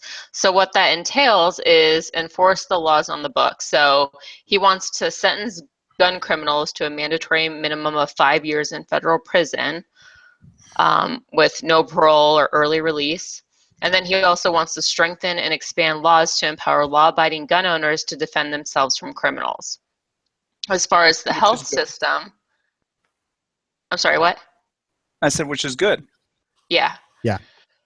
As far as the mental health system, so he wants to expand treatment programs, which I think is great because obviously, all of these mass shooters have all had, mental health issues, and that's definitely overlooked in this country. But then he also wrote that those who are violent, a danger to themselves or others, we need to get them off the street, which is kind of interesting because what does that mean? When he gets them off the street, where is he putting them? In the prisons. Maybe he's just going to send them to your house. That's fine. And then he wants to defend the rights of law-abiding gun owners. So he thinks that gun and magazine bans, the government has no business dictating what type of firearms law-abiding citizens are allowed to own. Background checks. Too many states are failing to put criminal and mental health records into the system. So he basically wants to improve upon the system, not expand it. But this one was kind of the one question I had. So, if he wants the the background checks to pull up criminal and mental health records, doesn't this go against the HIPAA Act, where it prevents personal information like personal? It totally does. Mental health. Yeah, I think so. So yeah, it does. So that's kind of interesting. That'll be interesting to see how that pans out, because I think I think the reason why a lot of mental health is overlooked is because a lot of people don't want to seek help because of what comes after that, and the fact that it would be they don't want to lose record. their gun rights. It's punitive. The mental health system is punitive at this point, and that's not going to encourage people to participate. If you want to encourage people to participate, you have to take away the punitive part of that mental health system. Right. I completely agree. Well, the problem with that and social stigmas and everything else. Oh, motherfucker was in the nut house. Yeah, no, this is a problem that's incredibly serious and will take generations to change. Yeah, I don't know. It's interesting because I don't know exactly, like, if it doesn't, so let's say you try to buy a gun and you have been in a mental health institution, then that sort of contradicts the fact that he wants this stuff to come up so that it prevents people from having mental health issues from getting guns. Well, the violent mental health issues, because having a bout of depression or anxiety, which is technically a mental health issue, doesn't necessarily mean that they're a threat to anybody or themselves. The question is, how do you the problem, that's why it's called a background check and not a foreground check. You can't predict. You can try to predict, but you can't predict what someone's going to do in the future. And it's a fine line to walk. I mean, it's a double-edged sword. It's Yeah. Minority Report. Well, yeah, but that's not real. It doesn't exist. It does. Dude just I passed just out. said it, bro. You sort of said it. You said Minority Report. Look, here's the thing. It's Minority Report. God, this is how he was at Denny's. Oh my god. This is like Vegas all over again. That's how everyone is at Denny's. He's like 2 ketchup packets short of Denny's. I've got texts. I literally I've got like 100 texts. The greatest show ever, and did you just kiss Nick? Did you? No, I did not. Did you? No, Aaron, you idiot. I'm not an idiot. I'm not the drunk one. Ava, I mean, you're continue. kind of an idiot. Fuck you all. I hate you. I was talking about Aaron. Shawn should go sit over there somewhere. I'm going to. I'm really tired of this abuse, guys, and I'm just going to tell you that I quit. Well, okay, bye. So, if she goes in, then Jeremy goes too. No. Okay, bye. No. I'm staying right here, motherfucker. Jeremy sent me 2 Facebook messages. You need a hug, buddy? What the hell is wrong with you? I mean, I was trying to be discreet, but fuck you. Jeremy, I'm fine, bro. No, you're not. Okay, so I'm not done. Okay, continue. So Trump also, so in addition from, working on the background checks, he also wants to implement national right to carry, which means that if a person has a permit, that permit should be valid in all 50 states. So similar to a driver's license, which he says that driving is a privilege, whereas carrying is a right, and yet driver's license are recognized in all 50 states, but concealed carry permits are not. So he wants to fix that as well. And then lastly, military bases and recruiting centers. He wants to allow firearms on the premise. I was wondering if this pertained to just military, or was it also, non-military civilians as well? I mean, I don't know if I agree with civilians carrying on base, but No, look, we have. Well, it didn't say civilian. It just said that. I mean, these are guys that we trust with rocket launchers, grenade launchers, tanks, airplanes, anti-aircraft, anti-personnel, C4 explosives, I mean, you the shit that they trusted me with at 17, 18, 19 years old that I couldn't even get a job fucking around with when I got out at 21 because, you got to be 25 to be on the company insurance. It's ridiculous. And you're going to rent a car. Yeah. Like I was a heavy equipment operator and I got out of the Marine Corps at 21. I got a job at a excavating company and I applied to be a heavy equipment operator. And they're like, you got to be 25 to be on the company insurance. And I'm like, motherfucker, I've been driving a D7 for like 4 years. And they're like, yeah, well, that's twice as big as anything we got, but you can't. I'm like, go fuck it. And but I mean, like recruiters, they're in dress uniforms all the time. The military has dress holsters that you could actually wear a uniform with a holster, with a gun, if they so chose, if the command let them, and it would be a duty-issued pistol, just like somebody on base who's armed. And what the fuck are you laughing about? Nothing. Is Shawn sending you dick pics? No. But I mean, yeah, I mean, it's completely plausible, especially in a world where we have ISIS that says they're going to send lone wolves out to do as much damage, and you get people in our own country that get radicalized, and you get a recruiting station shot up, and those guys are sitting ducks. It's like, and every time I listen to the news and they talk about people with firearms, they're like, well, they're not trained like military and law enforcement, but you won't even let the military have them. I don't know. I don't get it. And I'm not saying that the Army should be in the streets with M16s and M4s, but Jesus fuck. Yeah. There you Are go. we done yet? Are you going to go to the rest of them? Is that the last one? That was the last one. Okay, that was the last one. So I think that it's a good start. It'll be interesting to see what all the details with that, with each segment are. But I'm really hoping for that Hearing Protection Act. I am as well. That's huge. I would love that to pass. That really needs. I explained to somebody today that the same guy who invented silencers or suppressors invented car mufflers. Yeah, Hiram Maxim. Yeah, Hiram Percy or Perry Maxim or something like that. Yep.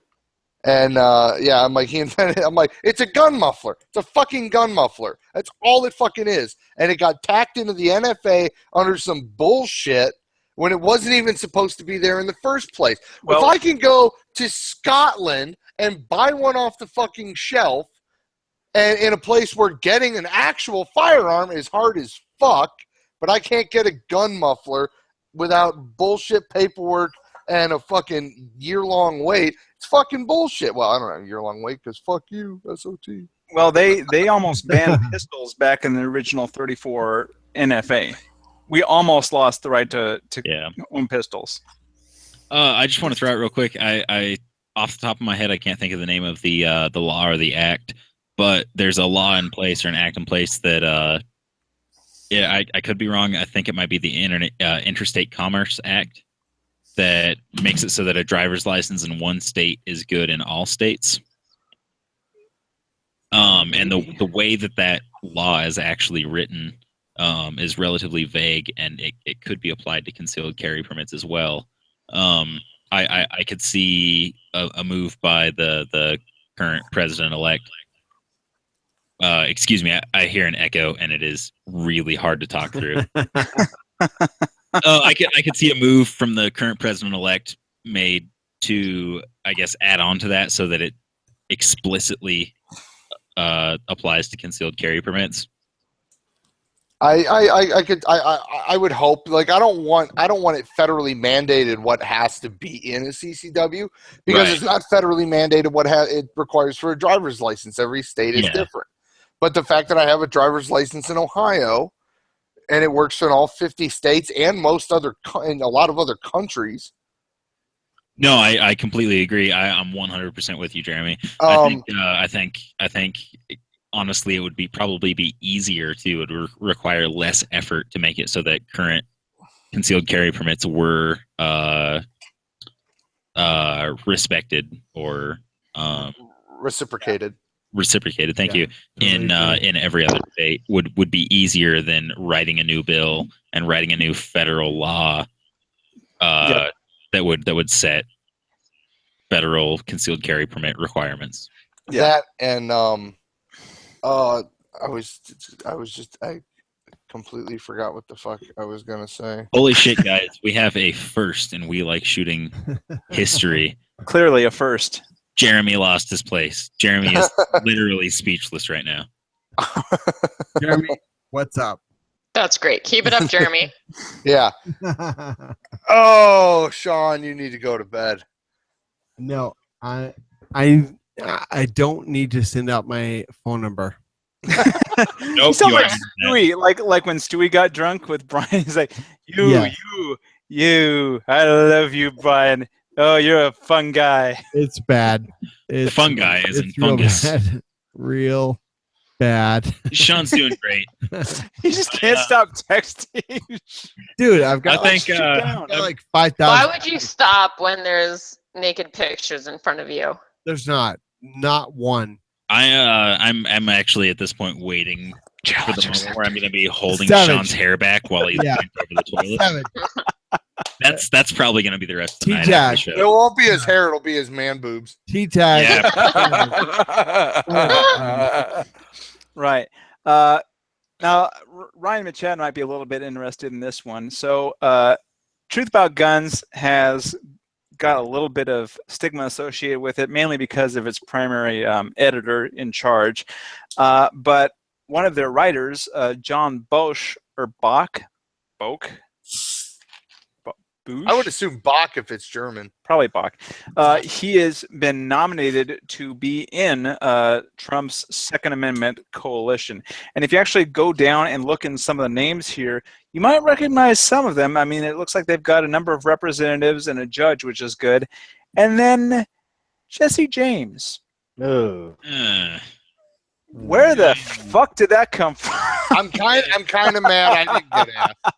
I think just about everybody in the industry just collectively went, ah. I mean, okay, you can build motorcycles. He just started making guns like 2 years ago with like flames and shit paint jobs and some weird ass looking suppressors. It's just how the fuck. I mean, okay, he's pro gun, great, but how the fuck did he get on the two-way commission for the president? I mean, well, I'm mad. so many I'm better mad. choices. I'm just mad nobody asked me. He's famous. He had a TV show. I think at this point most people aren't questioning Jesse James' gunsmithing ability. I think most people are questioning his business practices. I think he's done a pretty good job of discrediting himself as an honest businessman, and I think that's where most people have a problem with him. Yeah, there is definitely some of that. Yeah, and his suppressors. The whole suppressor thing. Potato. Right. Yeah, the thing looks like a sweet potato. What were the claims he made that it could increase the velocity 200 feet per second or some shit like that? No, he claimed that it was quiet, like it was like 70 dB. It was like 70. It was like, and then someone told him like, that like just the action in an AR-15 is like 98 decibels, and he's like, well, maybe it's not that quiet. Yeah. Yeah, I think at this point a lot of people have kind of tuned Jesse James out. Honestly, I mean, from a business perspective, I respect the guy. At this point, he can do anything with his life, and he will make money. Yeah. That's amazing. He's living the dream. But I think most of us regular folks have tuned him out because of his business practices.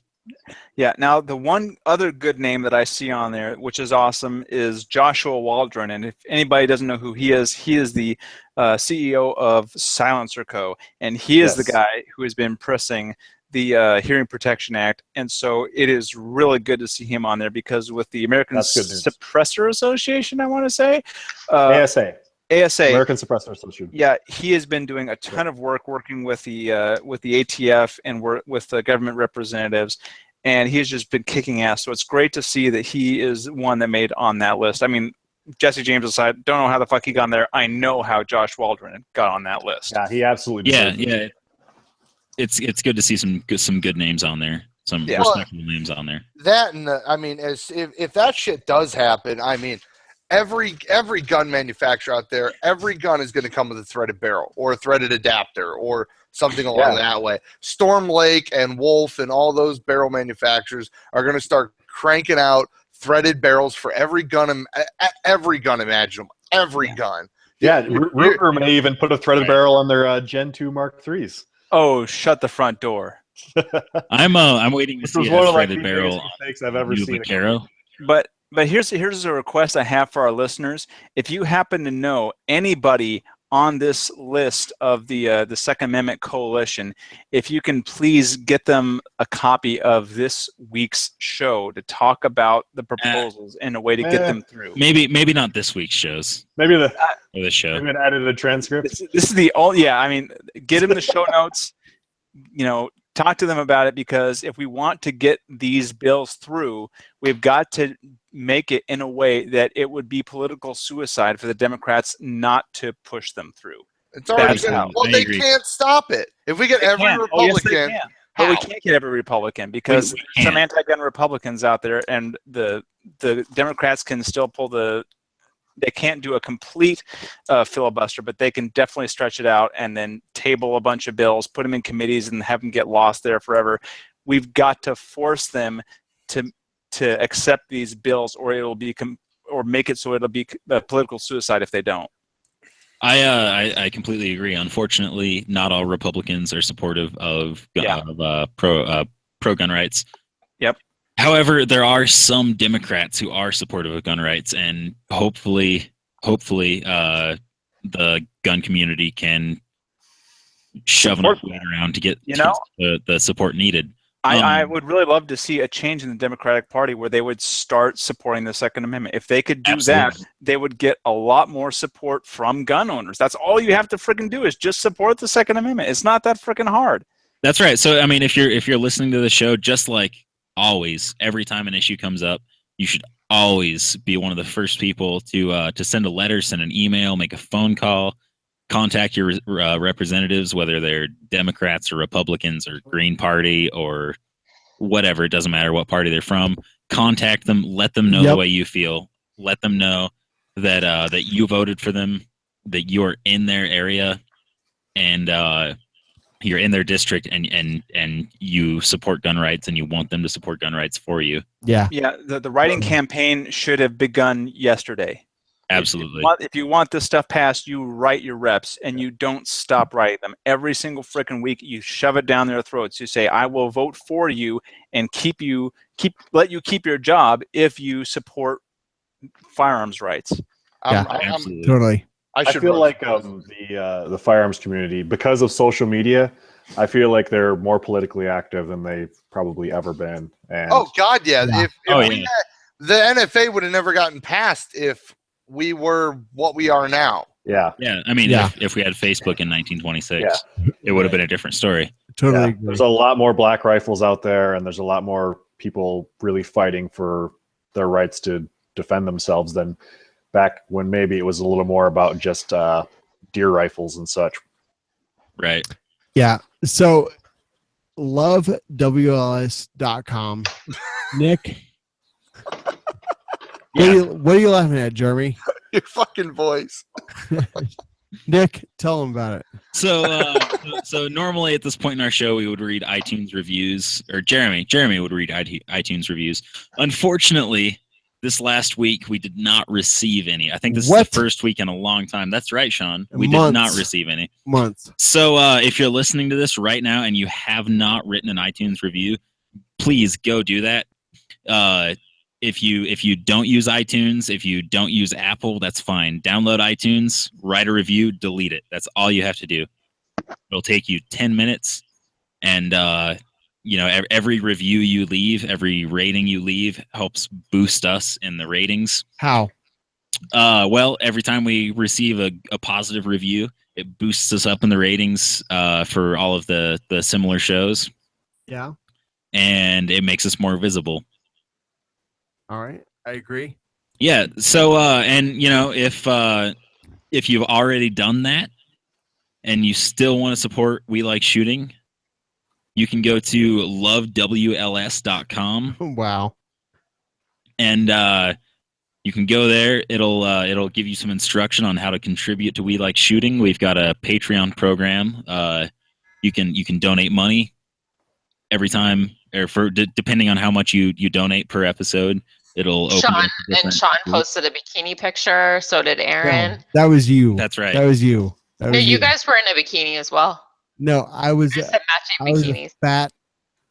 So depending on how much you contribute per month, you'll receive things like patches. Correct. You'll lovewls.com. The best part, in my opinion, of the Patreon group is by donating, you actually get access to a Facebook group that is just for Patreons. I'm active there. Aaron's active there. You can come in there and chat with the rest of us. So, Kurt Sills, where can people find you? Where can we find you, man? Where can we find you? BlueAlphaGear.com is our website, and we're at Blue Alpha Gear on Instagram and on Facebook. God damn it, Shawn. You were so drunk I can smell you from here, man. It's awful. I've had a rough week. It's been a rough morning. So yeah, you can find us on social. Are you and Shawn holding hands? We were. I'm trying to hold Shawn's hand here. So it's all good. You can find us on Facebook. You can find us on Twitter. Where else can you find us, Aaron? You can find us on Instagram. Oh, you can find us on Google Plus. You can find us on Google Plus. What is Instagram, Aaron? It's a social media site that shares pictures. Thank you, because I'm actually social media illiterate. Hey, do we give? Hey, guess what? You're gonna have to step that game up. I know. I am gonna have to step that up. Because I'm gonna hire you to run my social media. You can also find us at 719-359. Nope. Stop. Instagram message. So at this point, say hi to a special listener of ours. His name is Dan. Hi, Dan. Hi, Dan. Jeremy, do you have something to say for Dan? Welcome to the shit show. And I like to take this as an opportunity to usually say something like "God be with you, Robert." Yeah. What about the suicide prevention hotline? You know, yeah. In another 10 minutes here, I'm probably going to be calling them. That number is 1-917-557-1753. That's not it. What number is that? That's that is the number that is in the show note. 1-800-273-8255. Thank you. I'm not sure what phone number I just did that. Hey guys, I just want you to know, Shawn, I want you to know I'm a little embarrassed for you. This is kind of similar. This is similar to like when. So it sounds like Shawn and I are both. When you invite your friends over, but your mom's like fucking trashed, and you're like, and yeah, that's how. Regret. Yeah, No, that's how I don't. feel right now. I've never had that experience. You had a lot different childhood than I had, Ava. No, my mom was never drunk. But I would imagine. Yeah. This is how it would be. Here we go. So thanks. We'll go ahead and take this opportunity to say hi, Dan. Hi, Dan. Hi, Dan. And God be with you, Robert. We're live every Monday night and on demand every Thursday. You can go to welikeshooting.com/show to subscribe. And thanks for listening, everybody. Sorry about the shit show. And shoot straight. Yay. Come on. You can hit that musical cue, Shawn. I know you can do it, buddy. Come on. Come on, buddy. He's so close. He's just like, man. Maybe no exit music. We'll see. He's seeing two of every button. Oh, Jesus. Shawn, your mic's off. No, yeah, no, shut up, savage. So thanks for listening, everybody. All the folks over at Gun Channels. Sorry about not chatting with you for the last half or so of the show. Oh my God. He's gonna be so apologetic in the morning. Oh, I know. Not at all. I hope he is. Let me just put it to you that way. I don't go. I got like fucking 3,000 fucking text messages. Hey, this has been one of the more interesting shows. This is the drunkest I've ever seen Shawn in my last 3 years. This is Vegas. This was Vegas. This is Vegas. Oh my God. Alcohol poisoning. I'm happy to be a part of this. Can you turn off the live? Can you We're turn still off the live? How do you do that? I don't know. Stop broadcast. Bye, everyone. Fuck. And you're worried about me making us lose sponsors. No, I am not worried at all. So I'm waiting Shawn for the mouse. We're still live, guys. I don't give a fuck. Dick's out for